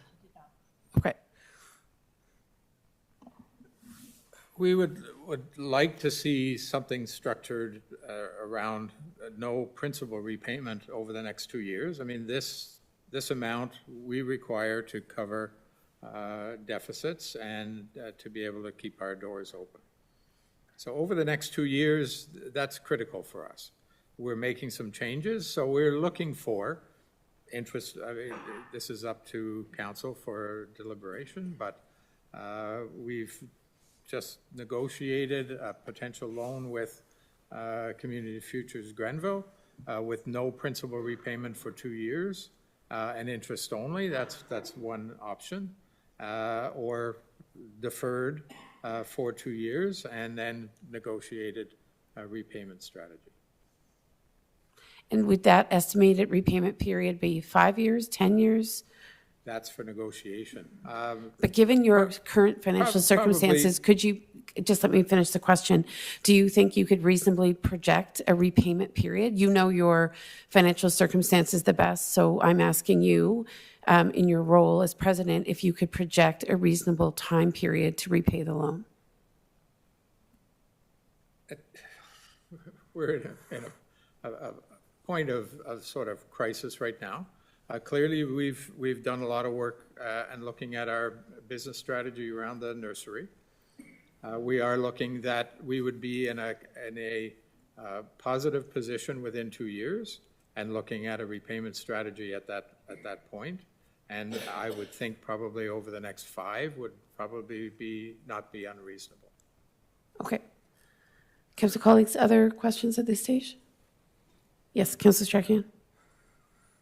Through you, Madam Mayor, to both of you, thank you. I mean, I think that it's $400,000 of taxpayers' money. I don't think we want to say in 2 years' time, when this council could be here or another council could be here, that it's going to be negotiated then. So I think if you're looking for support, speaking on my own behalf, then we would need to have some sort of plan going forward as to how the money could be repaid to us. I understand you're in a very difficult position right now. However, this isn't our money to do with and just simply put it on the table and say, we'll worry about it later. I think we need to worry about it now. So coming up with a good faith, honest sort of projection as to where you think you could be to pay it out over 5 or 10 years, whatever it could be, I think is required at this time for us to contemplate this kind of a loan of this size. I'm almost wondering, Council, maybe it would be beneficial to take a quick break, that without the benefit of a more robust plan for any sort of repayment of any sort of loan, should that be the appetite of Council, I would prefer a staff report that would speak specifically to the terms of any sort of repayment of a bridge loan. So certainly a deferral is an option if we wanted to provide direction for additional information. But at this point, we've been at this for nearly 2 hours, so why don't we finish our questions of FFC, and then we'll take a quick break before proceeding with any other considerations. So please take this time to ask any other questions of FFC. Councillor Strakian and then Deputy Mayor. Thank you. Through Madam Mayor, what is the cutoff date for the agreement on this loan? Do you have a date by which you need to have a confirmation that a loan would come to you if we vote in that direction? How much time do we have to play with? Because a deferral would add a bit more time into this.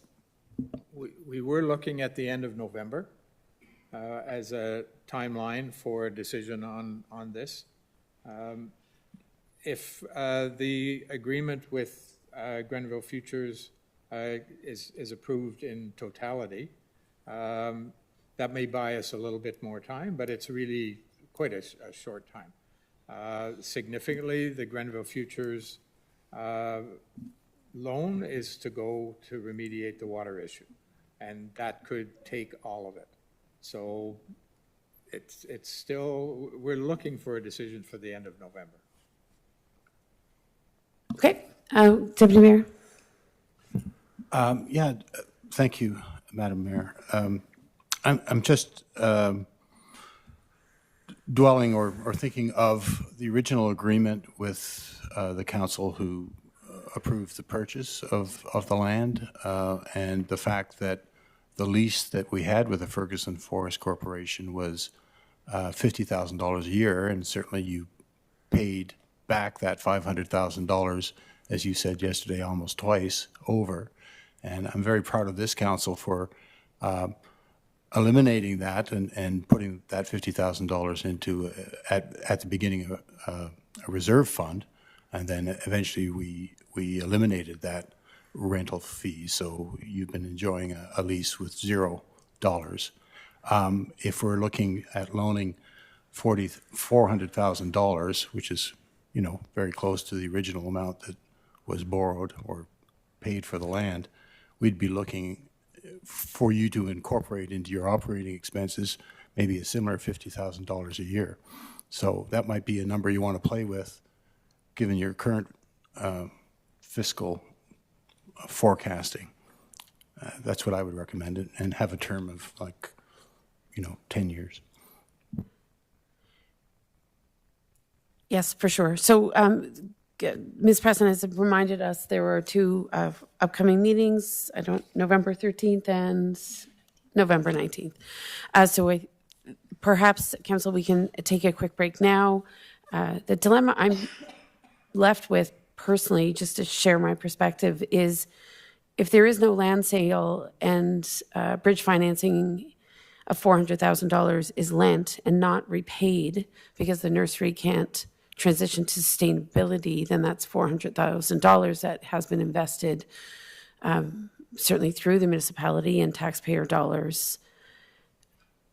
So without contemplation of the land sale, which isn't part of tonight's report, and I'm not sure will ever necessarily be a contemplation of this council, it's not clear to me, the prospect of a $400,000 loan is a rather sizable amount to give to any one organization, even one as valued as the nursery. So the level of risk is such that I think that we need more information. So why don't we take a quick break and we can contemplate next steps, and we can ask FFC any last questions at that time.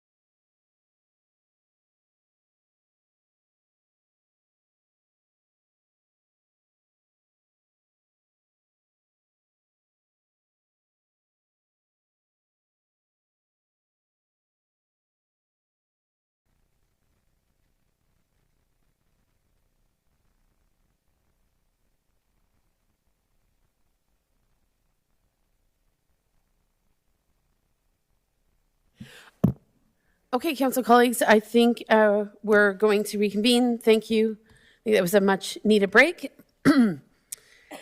So at this point, colleagues, I'm just looking to see if you have any final questions before we receive the report from Ms. Dunlop. Any final questions at this stage? Okay. We're not seeing anything. Mr. Herring, is there anything else you wish to offer at this stage? I think we're okay. There are no other questions on the table. Nope. Okay. So in the absence of any other questions, then we'll look to consideration of a motion to receive the report. It's obvious that I think there's some information that needs to come forward in regards to the options on the table. So I understand we'll now look to the 13th, which is next week, to bring back some additional information from staff. So Ms. Dunlop, assuming that's a tenable timeline? Okay. So I'll look for a mover and a seconder for the receipt of the report. Thank you, Councillors Wilson and Strachan. And we understand that we will give further consideration of this issue on the 13th. Yes, Deputy Mayor?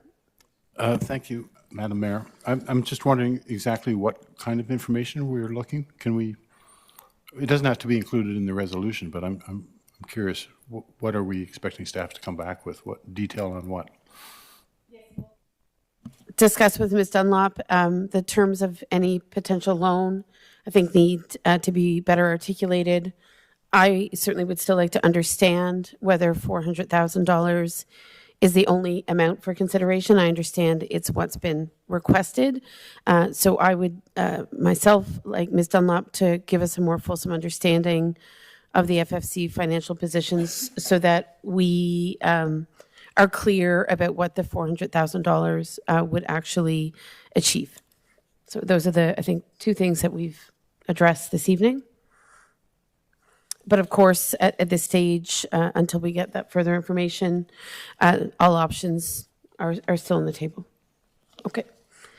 So it's been moved by Councillor Wilson and seconded by Councillor Strachan, and I'm going to call the question. All in favor? Good. Thank you. That carries. So next, we're moving on to Community and Recreation Infrastructure Funding, Stream 2, and I believe, Ms. Dunlop, you're giving us a brief overview of that. Thank you, Your Worship. I do not have a presentation for this specific item this evening, but this report is to provide delegated authority to the CAO for up to $50,000 for some pre-grant application work to be completed for the multi-use sports dome facility as discussed on October the 22nd. Work to include such things as consultant work for items of preliminary geotechnical, dome sizing, and layout. And this is to assist with as robust a grant application as possible, as quickly as possible. And that completes my update, Madam Mayor. Thank you. Any questions, council colleagues, in regards to what Ms. Dunlop has outlined? Not seeing any, then I will move to inviting a mover and a seconder for that particular motion, please. Councillor Strachan, Deputy Mayor, thank you. And as CEO Dunlop noted, this is to authorize the Chief Administrative Officer or their designate to commence pre-design works for a multi-use sports dome to an upset limit of $50,000 and direct staff to report back on findings, including all necessities for an application to the Community Sport and Recreation Infrastructure Fund, Stream 2. Ms. Dunlop, I know that we have identified for some months now a deadline of January. Is that still tenable with the motion on the table? It is my understanding, yes, Madam Mayor, it is. Okay, great. That gives me some comfort because we know that's a highly sought after provincial rec fund, and many applications, I've been told by my fellow mayors, have already been submitted. So there'll be some intense competition for those resources for sure. So we have a mover and a seconder, and in the absence of other questions, I'm going to call the vote. All in favor? Thank you. Next, I believe we are moving on to corporate services. And of course, eagerly anticipated is the NG Transit 6-month review. And I understand Ms. Jeannot is here and you have a consultant here as well. So Thank you to both of you for your patience. This is an exciting report, and we're really pleased to get a better sense of where we're headed, no pun intended, for NG Transit. Would you like to, you'll introduce your colleague? Okay. There we go. Through you, Your Worship, I'll be presenting about NG Transit's first several months of service and about some next steps as well. And I'm joined tonight by Jordan Papazoglu. Jordan, please correct me if I said your name wrong when you get the mic, from Left Turn, Right Turn, who conducted the 6-month review. So I'll be passing things over to Jordan after a few slides. So next slide, please. So since service began in January, we have made some adjustments since the start of the service. So I just wanted to review those briefly to give council an idea and how it affects some of the metrics we'll go over on the next few slides.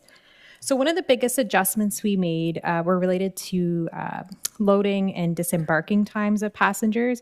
So essentially when the service first started, we were assigning 10 seconds for everyone who boarded and disembarked. But we know some people might just need some more time to get on or get off the bus. So this resulted in a really low rate of rejections, but a really high rate of late service. So until we could assign specific times to specific riders, we did assign 5 minutes to each user who was getting on or off the bus. We have since been able to adjust this by rider type. So we have a 10-second boarding and disembarking time for folks who don't have any needs. We have a 2.5-minute time for folks with mobility needs and 5 minutes for those using a wheelchair. And the reason I note this is on the next few slides, you will see a decrease in regards to the efficacy of some of our metrics leading up to March, and then you'll see them improve after that. So that's kind of that little note there. And another change we did make based on council's direction was adding an extra hour of service from Monday to Saturday. So that increased service till 10 p.m. at night. And a few other adjustments we made include adding lighting, adding community resource sheets on the bus, providing free fares to Ontario Works recipients, and adding free fares for CNIB riders, among a few others. Next slide, please. So just to review some of the stats thus far. So each of these slides has up until the end of September. We've had 7,410 passengers on 6,995 trips. We have an average user rating of 4.6 out of 5. We have seen our average daily riders steadily increase while our average daily rejections are decreasing, and we continue to see new riders each month. Next slide, please. In terms of performance, we usually see between about 89 to 99% of riders picked up within their assigned 15-minute pickup window. And our cost per ride, which is the second graphic here, continues to decrease and was actually lower than our comparators and our projections in September. And this cost per ride is shared between the municipal contribution, provincial contribution, as well as fares from the rider. Next slide, please. So I'm going to pass it over to Jordan now, who will review the 6-month review. Okay, thank you. So as Director Jeannot mentioned, I'm with Left Turn, Right Turn, who were retained in the summer to conduct a 6-month review of NG Transit services. This is a continuation of Left Turn, Right Turn working with the municipality. We were initially contracted to conduct the feasibility study in 2022, and then we were brought back in 2023 to assist with the procurement process of the service. So for our 6-month review, I'll provide just a few high-level summary items and then get into a bit more detail throughout the presentation. So generally speaking, daily ridership has exceeded our initial year one estimates as of June of this year. So only about halfway through the year, it already exceeded our year one daily ridership estimate. We are anticipating that by the end of 2025, demand is likely to outpace the availability of the existing one in-service vehicle. Somewhat unsurprisingly, trip requests are heavily concentrated within Kemptville. Certainly there are trips to other parts, to and from other parts of the municipality, but a large concentration of them are in Kemptville. And finally, as demand grows, there is a risk that riders will not be able to get the trips that they request and could lead to increased rider dissatisfaction. May I just interrupt? I would like to ask Ms. Jeannot, how do we define Kemptville? When we say trip requests, right, are largely concentrated in Kemptville. So are we using geographic boundaries of what was the township of Kemptville? I'm just curious because Essentially, we look at the urban service area, and then anything outside of that is considered rural. okay. So something on Merrick Trail, which is unserviced land, right, next to the North Grenville High School, would not be considered Kemptville? No, that would be. Okay, even though it's outside of what we understand to be the urban service boundary. Correct. And maybe I'm using the wrong definition, Yeah. but essentially think of your urban area that you would define as Kemptville, and it's probably pretty close. And I think we have a map in the 6-month review which illustrates this as well, and it might be coming up on one of these slides. I only ask because people have different notions of what Kemptville is, right, based upon whether or not you're on the fringes or are you in the core. So I was just curious to know from a geographic footprint, when we say Kemptville, I would assume that still is serving a significant portion of the community. But Kemptville could mean different things to different people, sort of depending on, are you living on kind of the outer edges of what you would consider to be Kemptville? So that's really just my question. Thanks. Yeah, so certainly it's more of a tighter urban boundary rather than like going all the way up to the Rideau River on the north end. I think it's more or less where we are right now. I believe we would consider the like Kemptville and along like Clothier Street, Prescott, Russell, along that area. And so something like Equinell would be considered Kemptville, correct? For the purposes of our study, we did not consider it as part of Kemptville, certainly within the municipality, but not Kemptville. Okay. So that just sort of raises the question of sort of how we have the conversation, right? Because Kemptville means different things to different people, right? Most people in Equinell might say, oh, absolutely, I live in Kemptville, but obviously the way that you've drawn your maps, right, sort of considers them outside of a core. Correct? So anyway, it's just helpful as we think about how to accommodate the needs of the service. Yeah. Absolutely. And we do have a slide later on to just geographically assess where ridership is. Perfect. Ms. Janot? Just to clarify, Equinell is in our Kemptville boundary, and it was included as one of the stops in the original transit study to be a stop. So it's a long way to think back, but really when Jordan probably references Kemptville, he's largely looking at what the fixed route proposed would have been. So that is included, and there is a map on page 20 of the review, but again, there'll be a map slide coming up. Okay, thanks. So if we could progress to the next slide, thank you. So to go over our review methodology, as stated, we began our assessment in June and we reached a substantial completion in October. Our analysis was a combination of quantitative assessment of existing ridership data through the Blaze Transit app and also conducting a 6-month temperature check survey to get feedback from both riders and non-riders of the service. Along with other components of our methodology included a return to the feasibility study and assess how ridership projections fared compared to what we were seeing in the field. And our last component would be to update those ridership projections, implementation plan, and monitoring metrics to be updated following the 6-month review. So ridership that we assessed through the first 8 months of the service, that you're seeing in the green bars, has largely, as previously stated, outpaced our initial estimate for daily ridership. So that is the horizontal yellow line there is about 29 average daily riders. That was our initial expectation and calculation for average daily riders. As mentioned, NG Transit exceeded that in June of this year and has continued to outpace that through the summer months. I do want to mention that after a review of both September and October data, this analysis was conducted in September, and that's why the projections for September and October are more lightly shaded, but we can confirm that September and October data, the real data is more or less right along within 1 or 2 percentage points of the projection. So those could, for all intents and purposes, could be colored in. Same goes for the dotted blue line can become solid through September and October. So the projections for September and October continue the trend that we've seen throughout the year of increased ridership. and increased demand, and would anticipate that continuing through the end of the year. I'm so sorry. Just have one other question.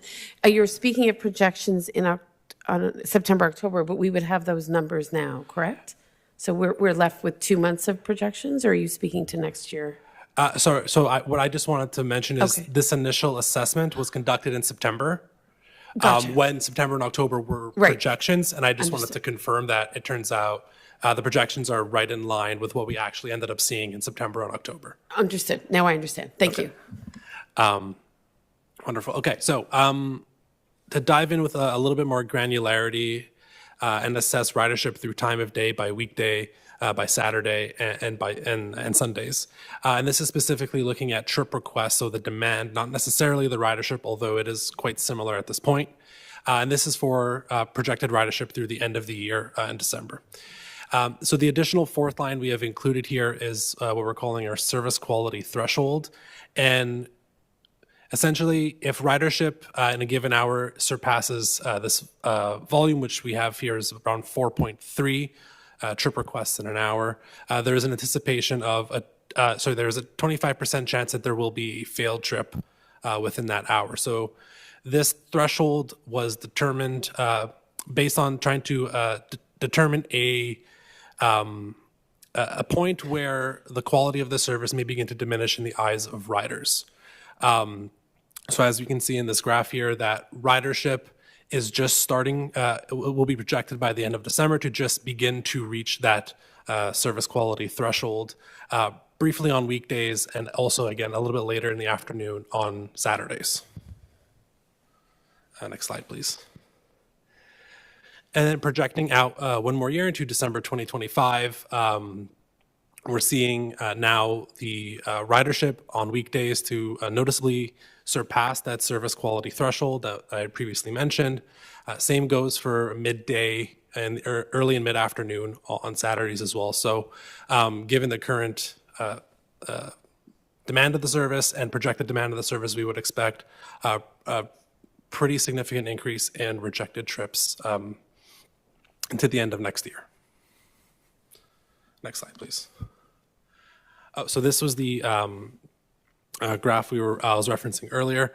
So from a spatial perspective, certainly many trips are starting and or ending near Kemptville, primarily along Prescott, Russell, and Cloutier Street, but certainly as well up to on County Road 43. And then I think that highest level there is, I believe that is Walmart. Beyond that, of course, outside of Kemptville, we've seen significant demand in areas such as Bishop Mills, Equinel, and on South Gower and County Road 43, which I believe is the animal hospital. So next slide. So to touch on the temperature check survey that we conducted in the summer and I believe early into the fall. So we asked questions to residents, and I will say we did ask them whether they were existing riders or non-riders, and we actually got a fairly good distribution of both, about a 50-50 split, which provides us with, I think, a good comparative analysis between how different groups of residents are viewing the service and how different changes might impact them to either use the service more or to use the service at all. So this slide here is showing the responses for existing riders, and they identified that what would encourage them to use the service more would be more vehicles to accommodate more trips, as well as longer hours of operations. Importantly, what we wanted to also include here in terms of what would be the least impactful is shorter travel times, which to us indicated that riders are quite satisfied with the current duration, their onboard time duration of their current trips. So on the following slide, in terms of non-riders, the service changes that would be most impactful to them was a little less clear. The graph here is a little bit more evenly distributed. Certainly, more connections to regional transportation was determined to be the most impactful service change that could be implemented to attract them to using the service, as well as longer hours of operation and shorter wait times as well. But again, generally speaking, it was a more balanced response compared to the ridership group. So moving on, we provided through our analysis and through our memo 7 recommendations, 7 priorities for the service to address growing demand among residents. So our first 2, which are targeted for 2025, would be to introduce a new vehicle during weekday peak periods, and then additionally introduce a new vehicle on Saturdays as well during peak periods. So those for weekdays would be between 8 a.m. and 5 p.m., and then on Saturdays it would be between noon and 4 p.m. For 2026, our priorities, so 3, 4, and 5, would be to consider the implementation of a fixed route service within Kemptville to accommodate demand. So this would be a similar starting point would be the fixed route proposed in the feasibility study. Beyond that, there would be our priority consideration number 4 would be to consider piloting a weekday commuter regional service to the Limebank LRT station in Ottawa, which is hopefully opening in the next month or so. But nonetheless, this is a recommendation for 2026, so it should be open by then. And then additionally, priority number 5 would be to consider piloting a Saturday service to the Limebank station in Ottawa. And then further into 2027, priority number 6 would be to monitor Kemptville's service, the fixed route service, and adjust stops and services as demand continues to materialize. And then similarly, strategically expand on the regional commuter pilot services into Limebank station. And then I believe this is my final slide before I pass it back to Director Jeannot.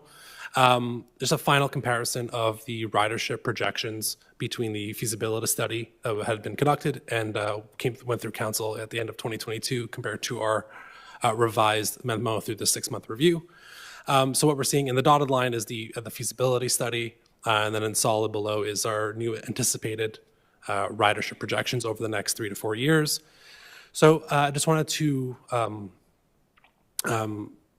clarify on why the revised ridership might be is projected to be lower. That is in 2 parts. One is the initial proposed annual service hours of the feasibility study compared to what this revised implementation plan would show is about 20% lower, and that's primarily from the regional commuter into the Limebank station.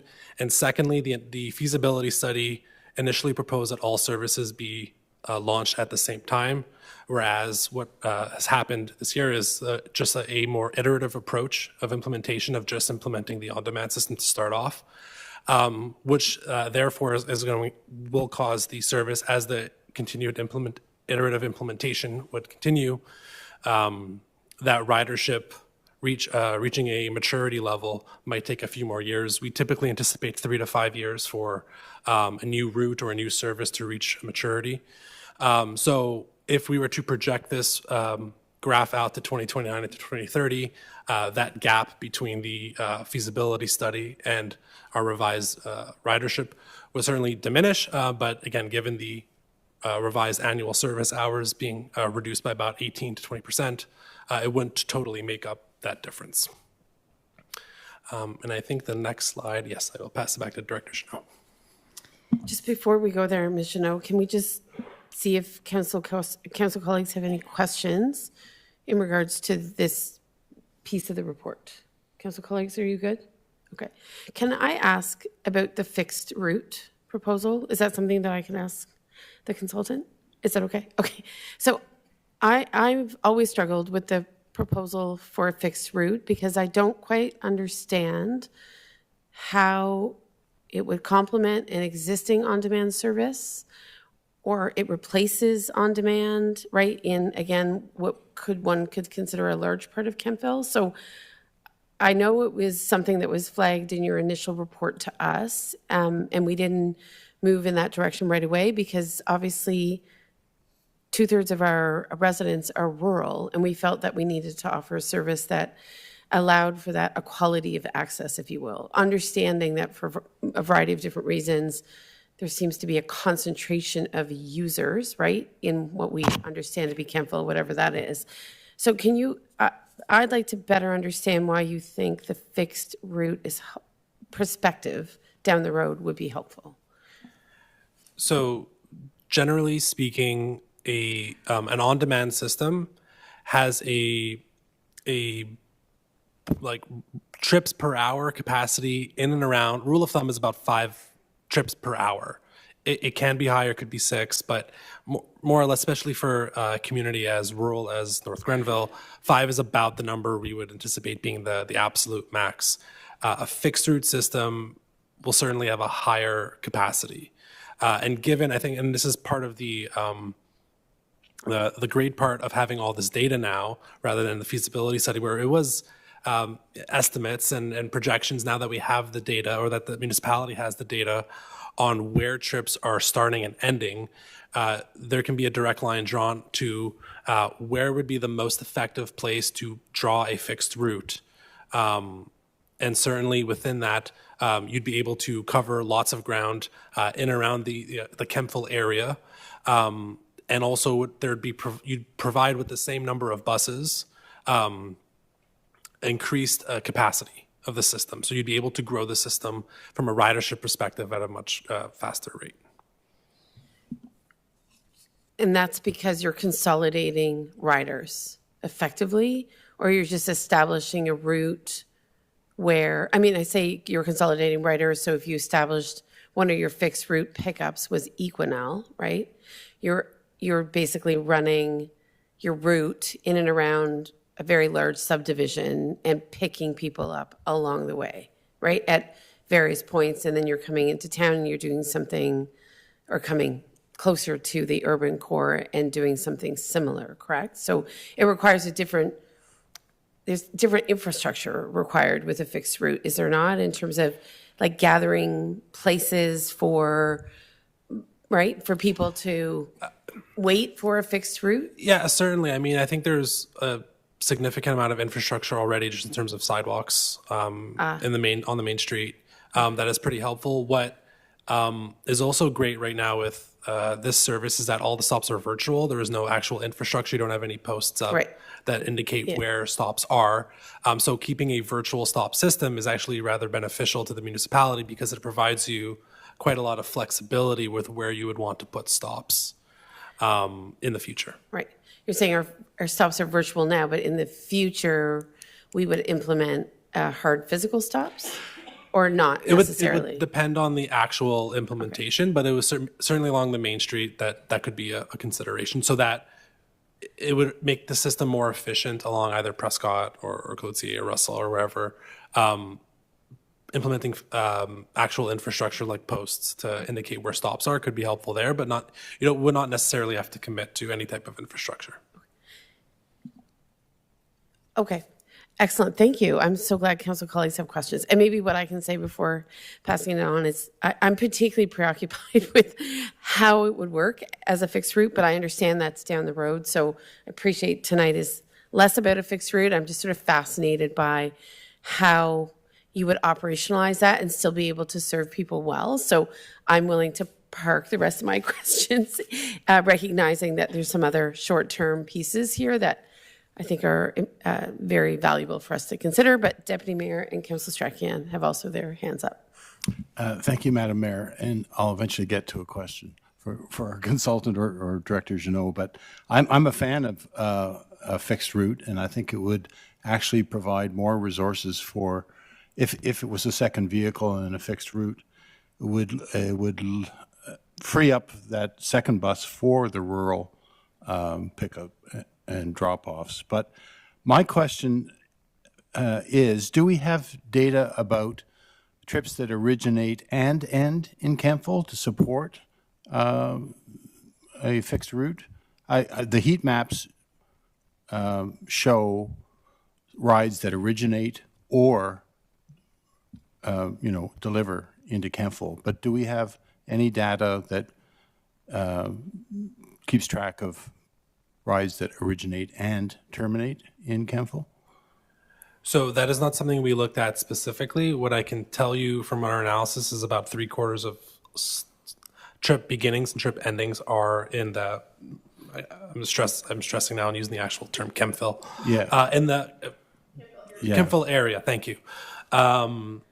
So we can. What I say is the data does exist where you can do that spatial analysis to understand what trips are just within that more closed off urban area. Yeah, because right now the heat map reflects someone, say, wanting to get into Kemptville from Bishop's Mills or being in Kemptville wanting to go to Bishop's Mills. But I think a fixed route would provide more opportunities for those rides to happen with more frequency to the rural areas. And I know from the report that the opportunity lies in terms of funding for a regional connection, and that's why we would be chasing that before a fixed route. But I really think there's a great demand within the urban service area for a fixed route, just from my experience talking to residents who might be elderly or without a car, just doing their regular shopping or banking or medical appointments. I think a fixed route would be very convenient for them, and the possibility of generating more revenue, that the fixed route bus might generate more revenue per day than the on-demand service. And I think they're complementary. I don't think one excludes the other. So it'd be helpful to know the originating and terminating in Kemptville data in support of a fixed route. Councillor Strachan? Thank you, through you, Madam Mayor. This is good to break down this data and see where we're tracking and so on. I know that, as you know, it definitely sends us a lot of data regularly as well. I kind of like it, but maybe I'm the only one. But it's nice to see that. So I think with respect to the second vehicle, it's clear that it's about maintaining a level of service, right? So we won't necessarily.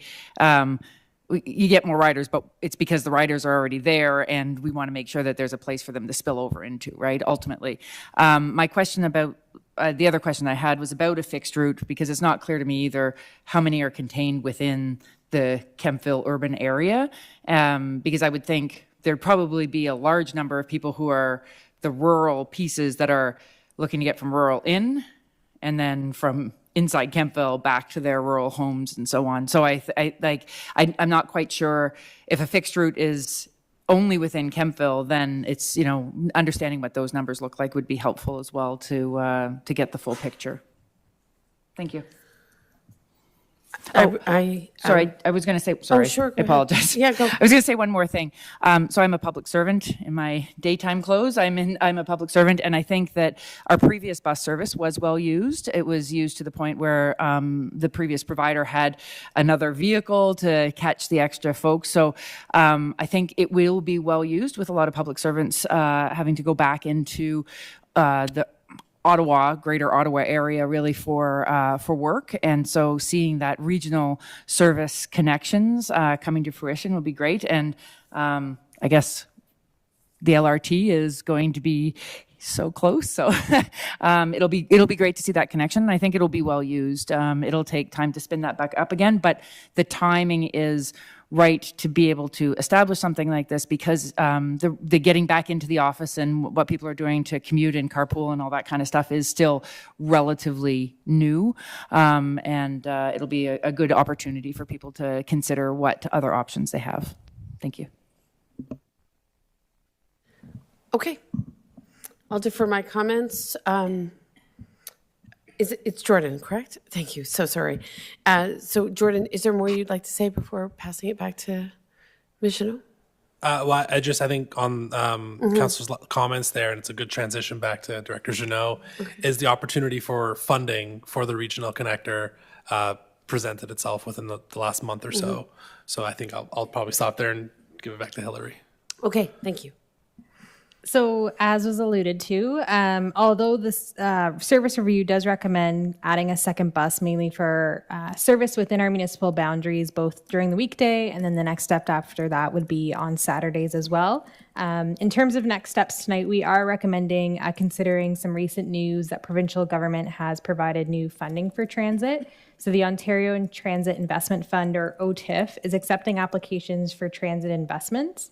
Funding is available for 5 years, and the cost share is 50%, and that can be, that's the total cost share. So in year one, you might want to apply for 80% and then decreasing from there, or 50% all throughout the 5 years.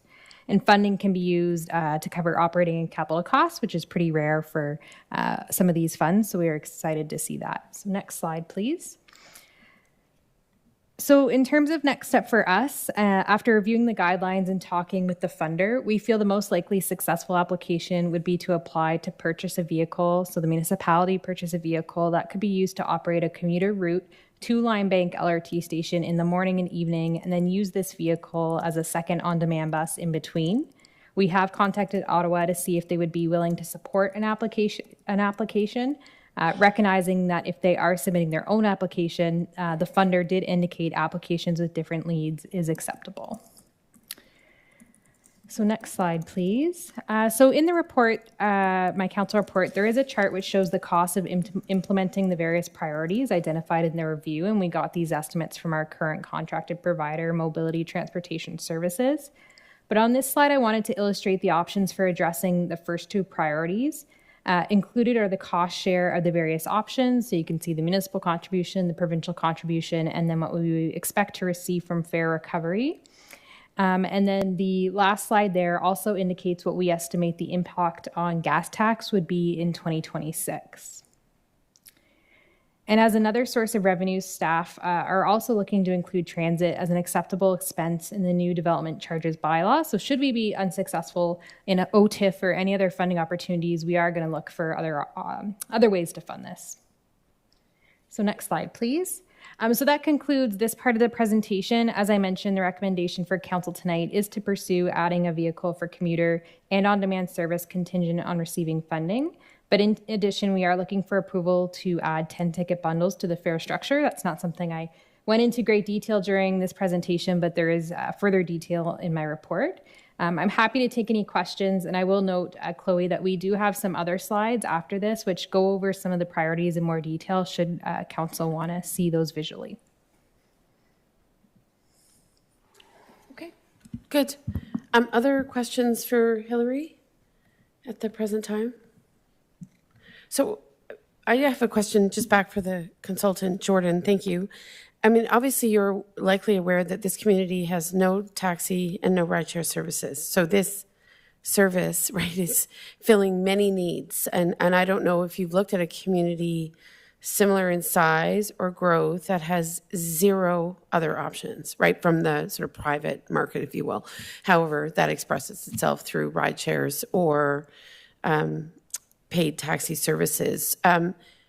Should a taxi company be introduced at some point, which doesn't seem likely in the near future, would you see the projections differently in terms of the ridership? I mean, in the absence of other options, if people really need something, then obviously NG Transit is the obvious choice.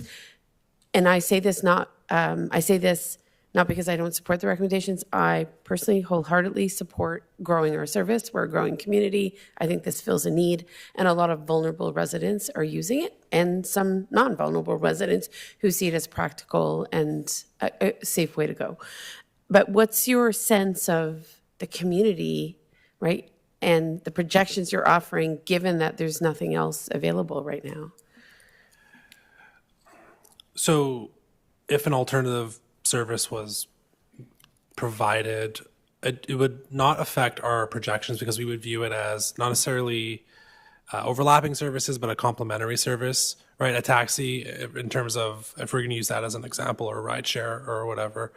There's a lot of differences with regards to the cost, and there's an equity component to that, you know, some folks would only be able to use the NG Transit. Certainly, as the service were to grow, and especially if there's a fixed route being implemented, the door-to-door nature, at least from a conventional transit perspective, taxi would still be able to offer, pick you up at your door, go exactly to where you want to go, whereas a transit service might slowly morph towards, well, you might need to walk a little bit. So it would provide some different, of course, the hours, taxi services may publicize that they're available 24 hours a day, so there are still theoretically areas in which both could survive, but we do view them as pretty separate services. Okay, that's great. I appreciate that. Just back to Ms. Janot and Chloe, if you wouldn't mind going back to the financial slide, the last one. Really appreciate how you've broken it down, Ms. Janot, in terms of municipal provincial fare recovery. I'm curious to know why I guess in every instance, you've only been able to estimate the 2026 gas tax recovery as 160,000, and that is with the addition of a second vehicle and the expected ridership. That would be the estimated amount of fare recovery. Is that right? Correct. And so what we did to estimate the 2026 gas tax numbers is we basically reverse engineered some numbers that they had given us. So this is purely an estimate. We did ask them to confirm these numbers and they haven't gotten back to us. But I'm fairly confident in the numbers that we see. And a large part of that is a huge component of the gas tax is your population numbers. So unfortunately, they only use the last census cycle. And so until we get the next census cycle, we won't see that reflected. Right. So while ridership matters, so does your population. Correct. So it's three components, ridership, population, and municipal contribution. And municipal contribution is the combined fare recovery as well as what we actually put in as a municipality. Okay. And do they indicate when they will update the population numbers? Are they using 2021 data or 2016 data? 2021. Okay. Okay. So the difference when I look at the provincial contribution and the growth of a service with a second vehicle, which would ostensibly add many thousands of riders, is only 30,000, right? Because the population piece is obviously one of the primary considerations in the formula. Correct. And what you're seeing, particularly in the last option there, if we were to be successful with funding, we as a municipality would only be covering 50% of the second bus's operating costs. So they wouldn't count the full operating costs. It would only be our municipal contribution. Okay, understood. Thank you. That's helpful. Okay, Council, is there anything else for Ms. Janot? I know it's getting late. We're not used to having meetings that go so late. So you're to be forgiven if you're getting a little weary. But if there are no other questions, then I can read the recommendation for our consideration this evening, and that is that Council would direct staff to explore options for adding a second bus to provide a mix of commuter and on-demand service contingent on funding. And we would direct staff to include 10 ticket bundles in the fare structure. So that's what's been drafted for our consideration.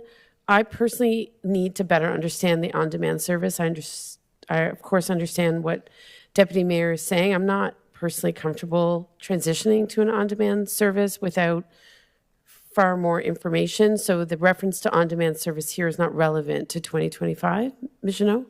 Sorry, do you mean, we currently operate on demand. Do you mean transitioning to a fixed route? Yeah. Yeah, that's what I Just mean. confirming. I apologize. It's the hour. And so at this time, we are not considering that until we see 3 months consistently of average boardings per hour of over 5 people. And we're not expected to see that till 2026. Right. And at that time, we would still monitor the numbers to see what makes sense, as council saying tonight, figure out whether those trips are happening from the urban area to the urban area to really see if that makes sense and what stops would make sense. Yes. So to clarify, I don't know if we need reference to the commuter service right now, if the addition of the second bus is to really expand our on-demand service. Can you help? Through your worship. So at this time, the idea of adding the second bus is because the OTIF funding only funds projects that have regional connections. So that's why we would be suggesting that we look at adding a second bus, providing that commuter service, because that is likely what will get funded by the OTIF. They will not fund an application that is for a second bus that only operates within North Grenville. But your recommendation is that regardless, we consider adding a second bus to the system to support on-demand and/or commuter service? Through your worship, so my suggestion tonight is that we seek out funding, and if we are unsuccessful in that funding after talking to our treasurer, we could come back to council and see what the next steps would be in terms of drawing for reserves to add that second bus. But I think right now, the suggestion is that first step is to see if we can get some funding. Right, okay, certainly, and I think we would support you exploring that funding opportunity. What I'm reading in front of me on the screen is a draft motion around exploring options for adding a second bus to provide a mix of commuter and on-demand service contingent on funding. So you're saying that you want to pursue the commuter funding first. However, it sounds like considerations for a second bus, even in the absence of a successful commuter funding opportunity, would be such that you'd be asking our CEO and our Director of Finance to look at the possibility of adding a second bus to the system through a different mechanism. Do I have that right? Correct. So I'm just going to read what Carly and I talked about today. So we could budget as if we were successful with the grant, and if not, we could go back to council and ask if they want to proceed using reserves for the difference, or to put the budgeted portion into reserves or add it to the surplus. Okay. So for the present time, Deputy Mayor? I just thought I'd help with what I think you're struggling with, that if we have a commuter system, it'll be for the morning rush and the evening rush, and in between it could fill in on-demand service to be able to increase our capacity. I see. So then it accommodates both the commuter and the demand at the same time. Okay. And I guess my clarification was, even in the event that we're not successful with that application, what I'm hearing is that the service is likely to need a second bus. So one must be contemplating how that second bus would come online through a potential development charge mechanism or through our own operating, what have you, as we move into 2025.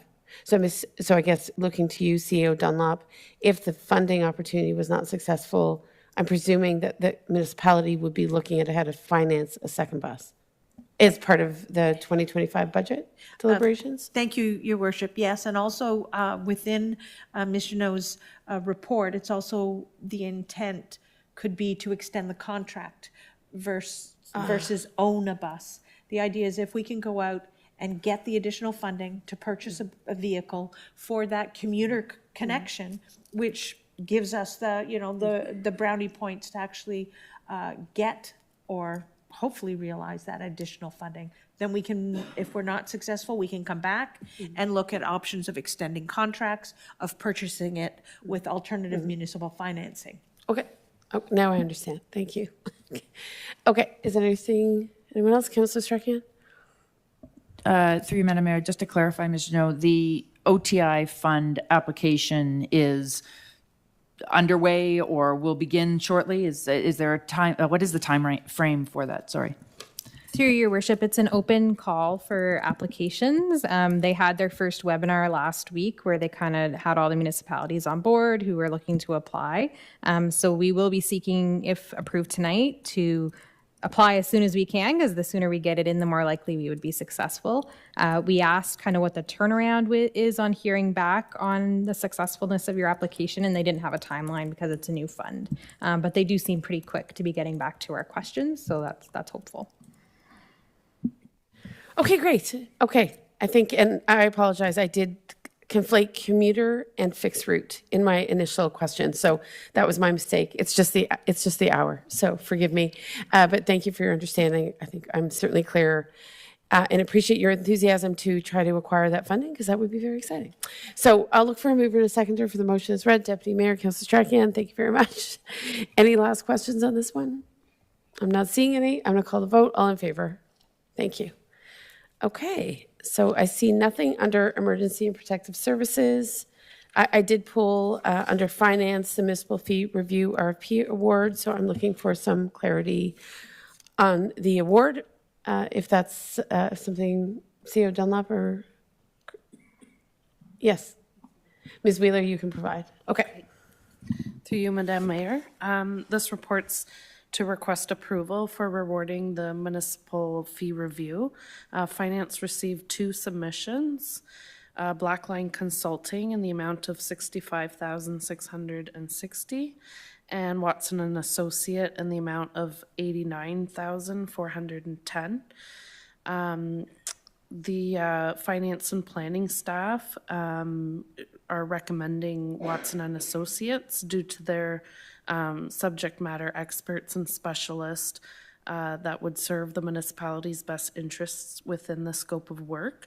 Although they weren't not the lowest bidder, their approach covered a wider range of analysis with an important focus on the DAP user fees. So that's the Development Application Approval Process under the both Planning Act and Building Code Act.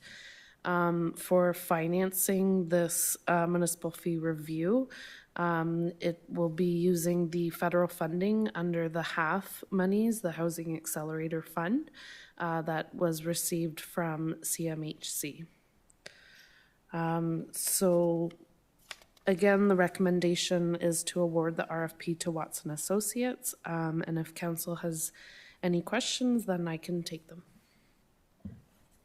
Thank you so much, Ms. Wheeler. And I think my concern and why I wanted the report off consent is everything in the review makes sense from my perspective, except Parks and Rec. So if we look at, different user fees for our ice arenas or our soccer fields or baseball diamonds, I can't make sense of how that connects to the funding being provided by the Housing Accelerator Fund. So I don't know what that relationship is. I totally understand it for emergency and protective services, planning, public works, to some extent corporate, but Parks and Rec, I don't understand. And it's not clear to me what the process would be to review fees within Parks and Rec, which serve a number of different stakeholders in our community, and where I think there would be the need for a certain amount of consultation and engagement before a new fee structure was introduced, particularly to those recreational facilities, which are coveted, and where the implications of a new fee structure could be very significant on how many hours you would rent the soccer field for or a baseball diamond for. So I'm trying to unpack how the review would kind of do justice to the stakeholders within Parks and Rec in particular. So I'm wondering if yourself or CA Dunlop can speak to that. Through you, Madam Mayor. So the intent for this user fee bylaw is to update, the, like as a whole, there's a number of amendments to the existing bylaw that we would like to consolidate. So although it does include Parks and Rec, it is a municipal wide, excluding the water and sewer. Just for the fact to include every single user fee with a concentration on the planning and building department. So because it is through the HAF monies received, Watson and Associates has special expertise, so we could really do the focus in depth of planning and building.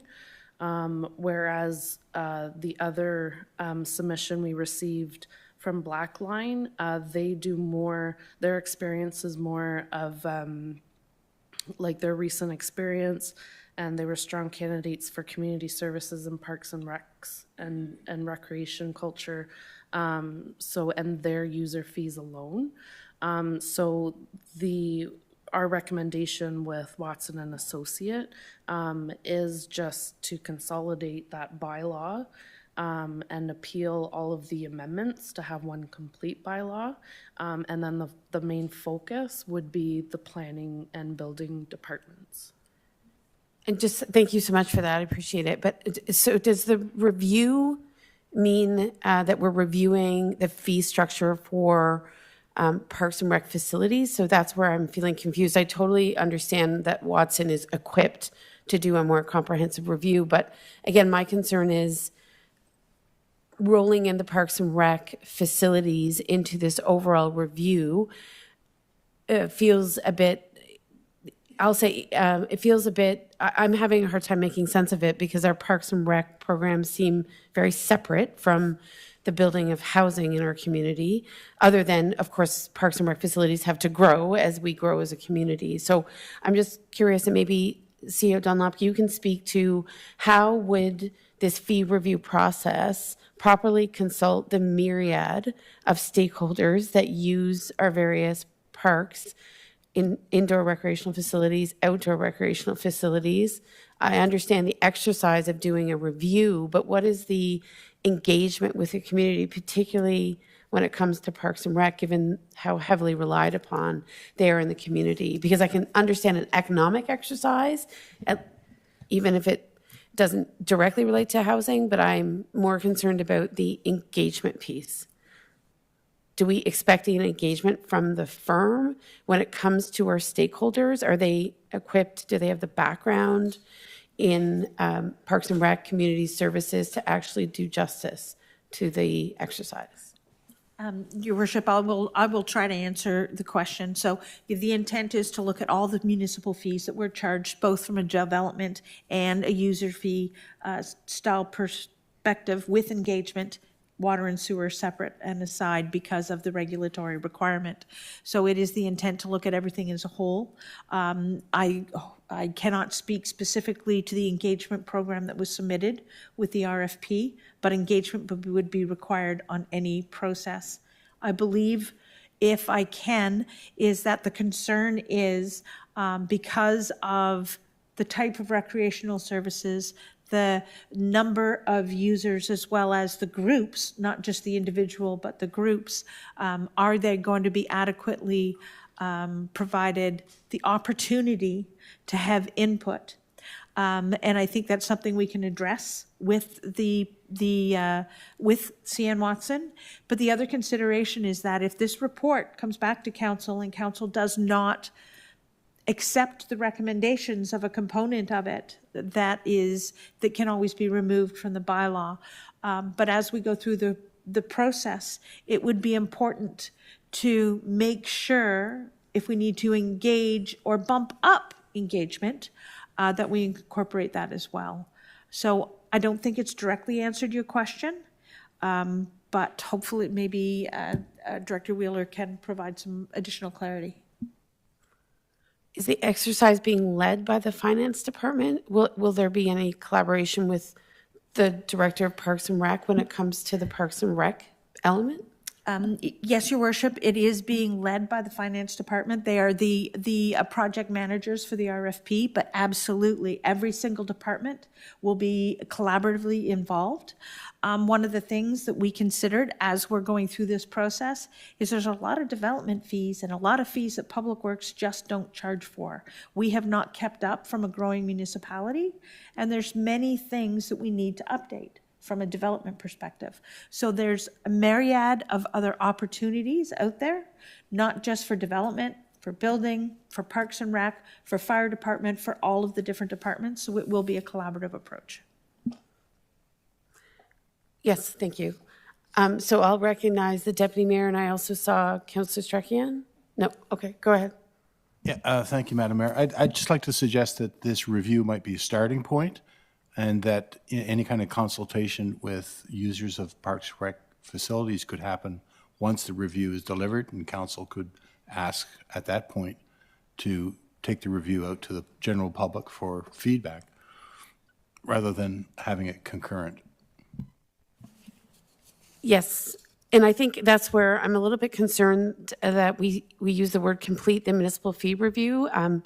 I would be very uncomfortable receiving a proposed renewed, revised fee structure where I hadn't, or council wasn't confident that there had been a sufficient level of engagement with our stakeholders, particularly on the Parks and Recreation side. So perhaps CEO Dunlop and Ms. Wheeler, you can take tonight's comments as direction that coming back simply with a fee update without the benefit of a robust consultation process is not something that I think council would necessarily be comfortable receiving. So to your point, Deputy Mayor, maybe there's a second stage, particularly around Parks and Recreation. And I don't know how that would be contemplated, but maybe that's something, Ms. Dunlop, that you can bring back to us in February once you're more familiar with what Watson and Associates will undertake as an initial phase. Okay. Any other questions apart from mine? Okay. What is the timeline for this report, Ms. Wheeler? Watson and Associates timeline had a final deliverable for April of 2025. Right. Which is, that's fast, but wonderful if they're able to do a lot of that work. But I can't imagine the kind of consultation we might be contemplating would necessarily be accommodated within that timeline. But maybe, Ms. Dunlop, you can share more information in January once you've had a better opportunity with Ms. Wheeler of gaining insight into the process. Okay. So with that in mind, the motion is that council award RFP NG24 PD half 03 to Watson and Associates economists in the amount of $89,410 is quoted to complete a municipal fee review. And I would like to ask that Ms. Wheeler and Ms. Dunlop report in January on the consultation process, particularly for Parks and Rec. So I'm going to add that as part of the motion. Ms. Dunlop and Ms. Wheeler to report back in January 2025 on the consultation process for Parks and Rec stakeholders. I ask because I know it's very sensitive in the community, and I think there are definitely merits to a comprehensive exercise, but I think the stakeholder relations piece here is very critical. So thank you for your indulgence. Can I look to a mover and a seconder? Thank you, Councillor Strachan, Councillor Wilson, Deputy Mayor. Okay, Deputy Mayor, all right. Thank you, and I will, do I have it? Are we good? Did I do something wrong? Did I? Okay. Okay. Councillor Wilson, Deputy Mayor. Okay, no, Councillor Strachan. I'm sorry. I have adjusted my hours, so I get up extremely early, and I go to bed much earlier now, so I'm struggling. Okay, but we're here now. We're almost at the end. I'm going to call the vote. All in favor? Excellent. I'm a 4 a.m. gal now, so it's an early rise.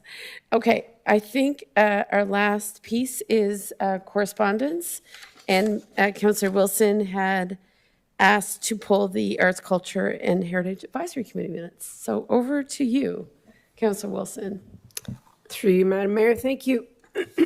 I just have one thing that I wanted to point out on here, and maybe it's just my ignorance or I'm not confident in what is happening when things are brought to advisory committees and then we bring a motion to the table and we carry a motion.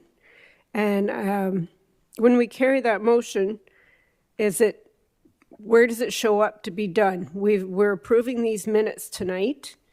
Does that mean that because these minutes are being approved tonight, that motion that was carried at the advisory committee back in July 23rd will now be moved forward and we'll see action on it?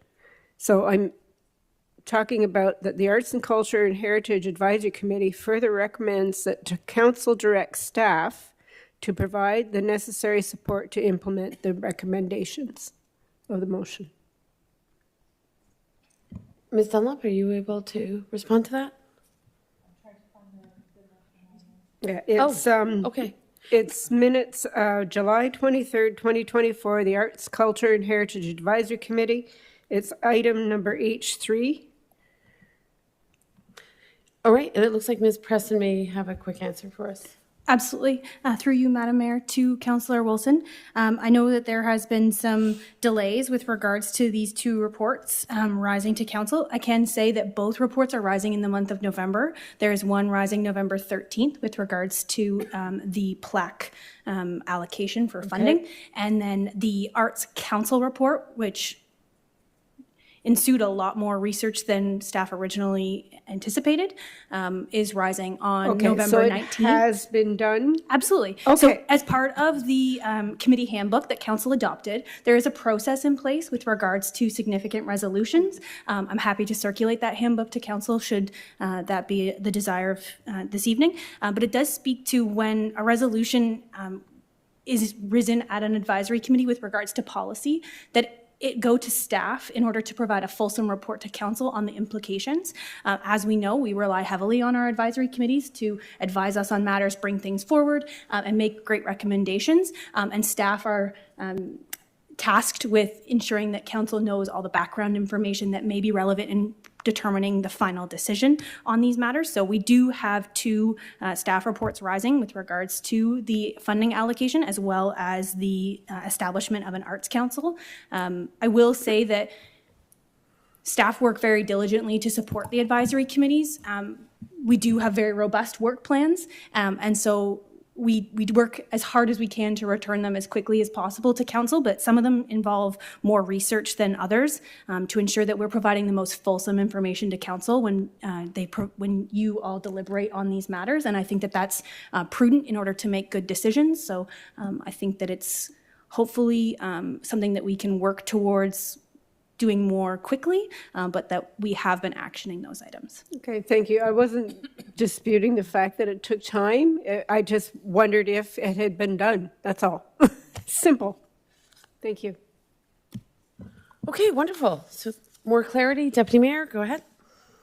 Yes, thank you, Madam Mayor, through you to the clerk, Chloe. I'm trying to get a handle on procedure and what's the most efficient use of staff time, in that if an advisory committee makes a recommendation to council, shouldn't it come to council first? Because council may or may not direct staff to return with a report, rather than staff combing through all the advisory committee minutes and taking on a lot of work.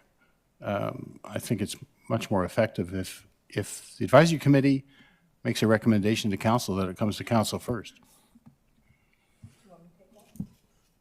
I have three hands, so I'm going to start with Ms. Preston, and then we'll go to Karen and CEO Dunlop, and then Councillor Strachan. Go ahead, Ms. Preston. I think that there are resolutions that can rise without staff recommendations, but they're very dependent on what the recommendation surrounds. And I think that the current policy in place that council adopted supports that there is a staff report that accompanies those. So we can happily amend that process if that were the desire of council. However, I do see the value in certain circumstances where our advisory committee members have great insight, but they may not know all of the considerations that are relevant for council's decision. They can bring these forward, and staff can do the necessary research in order to ensure that council has all of the information when making the final deliberations. I think that the advisory committees are a great mechanism for some of these ideas to be generated. And sometimes they generate the ideas that staff maybe haven't considered in the past, and that's a wonderful tool. But they don't necessarily have the technical expertise that staff do in order to fulsomely provide that information. So in my personal opinion, I do agree that there are benefits to having the staff report. However, staff will proceed as directed by council. Do you have anything else to add, Karen? Only one thing, Madam Mayor. It is to support the clerk's position in regards to it is part of the current guidebook that they are a staff report. They're vetted and provided as quickly as possible. The other is we do track them. Chloe does have a tracking system to make sure that we get them back. But yes, sometimes it takes us a little longer. We also can change those terms of reference, right? We can say that all motions rise immediately to council within a period of time, and for that report back, you can then send it back for staff's consideration. We just want to make sure we provide you as much knowledge or background, and then you provide us the direction for those specific motions. Yes. I'll go to Councillor Strachan. Go ahead. Thank you, through you, Madam Mayor. I think to the Deputy Mayor's point, if an item comes from the advisory committees, it's not fully fleshed out, and I think that's what the clerk has mentioned. So I would prefer to have a bit more information, even though it takes a bit of time, rather than it come to us and us make either an uninformed decision or not fully informed based on the staff input. So my preference would be to leave it as is. Perhaps what could be helpful in this process, though, if you do have a tracker, Ms. Preston, that maybe that could be something shared with council so that we're aware of where things are at, so that in our own positions on the advisory committees, we'd be able to sort of close the loop when folks are wondering what's going on. That was my concern. Yeah. Thank you.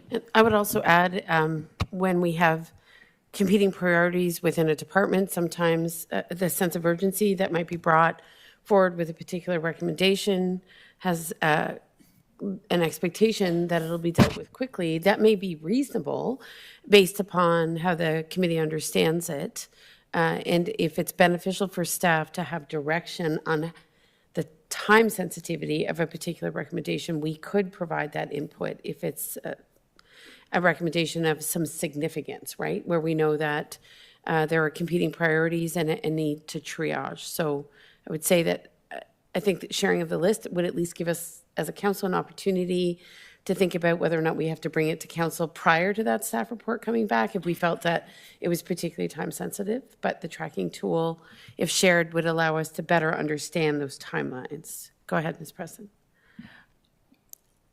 Without doing some additional research, I wonder if there's also a mechanism that we could undertake some research to include this tracking on the open council agendas so that the public is aware of perhaps the deliberations that are happening, and we could give clear timelines so that the members are aware and the public is aware. I would request some time to look at how I could procedurally include that on the agendas. I'm happy to do that. I would just like some time to determine the how of that, but absolutely, and that could be a way to make that tracking system public, and maybe it's a list of outstanding advisory committee resolutions or significant resolutions, and the time frame with which the municipality expects them to re-rise to council for deliberation. I know we have some outstanding ones right now. We also have some ones that have longer timelines for return back, so that could be a mechanism.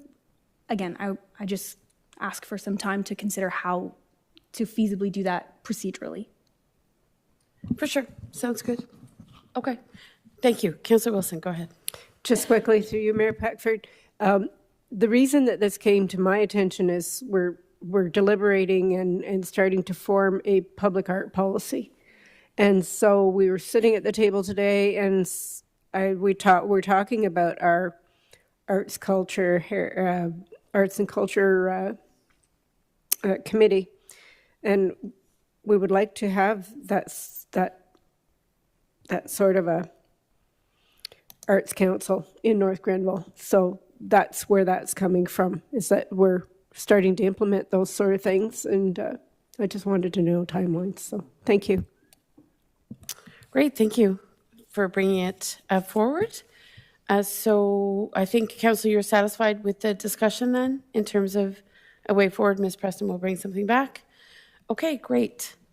Oh, indeed. And so we're going to vote specifically on the adoption of the Arts, Culture and Heritage Advisory Committee meeting minutes from July 23rd, 2024. Councillor Wilson, would you move that, please? Councillor Wilson, you'll move the adoption. Deputy Mayor, will you second? Thank you very much. And I'm going to call the vote. All in favor? Excellent. So with that, I think we're nearing the end of our meeting. Is that correct, Chloe? Okay. No other business this evening? Are we good, council colleagues? Okay, excellent. I'm just going to carry on so we can get closer to adjournment. Do we have any notices of motion this evening? No notices. Introduction and consideration of bylaws has already been addressed. We have just a very few number of residents in the theater this evening. Any questions, concerns? Okay, excellent. So we'll go to close the meeting. Confirmation bylaw. This is bylaw 9124 to confirm proceedings of council at its regular meeting held on November 5th. Be adopted and passed. I'll look for Deputy Mayor to move, Councillor Wilson to second. Thank you. Calling the vote. All in favor? Excellent. Looking, motion to adjourn, Councillor Strachan, if you don't mind moving, 9:57. Deputy Mayor seconding. I'll call the question. All in favor? Okay, and we are adjourned. Thank you.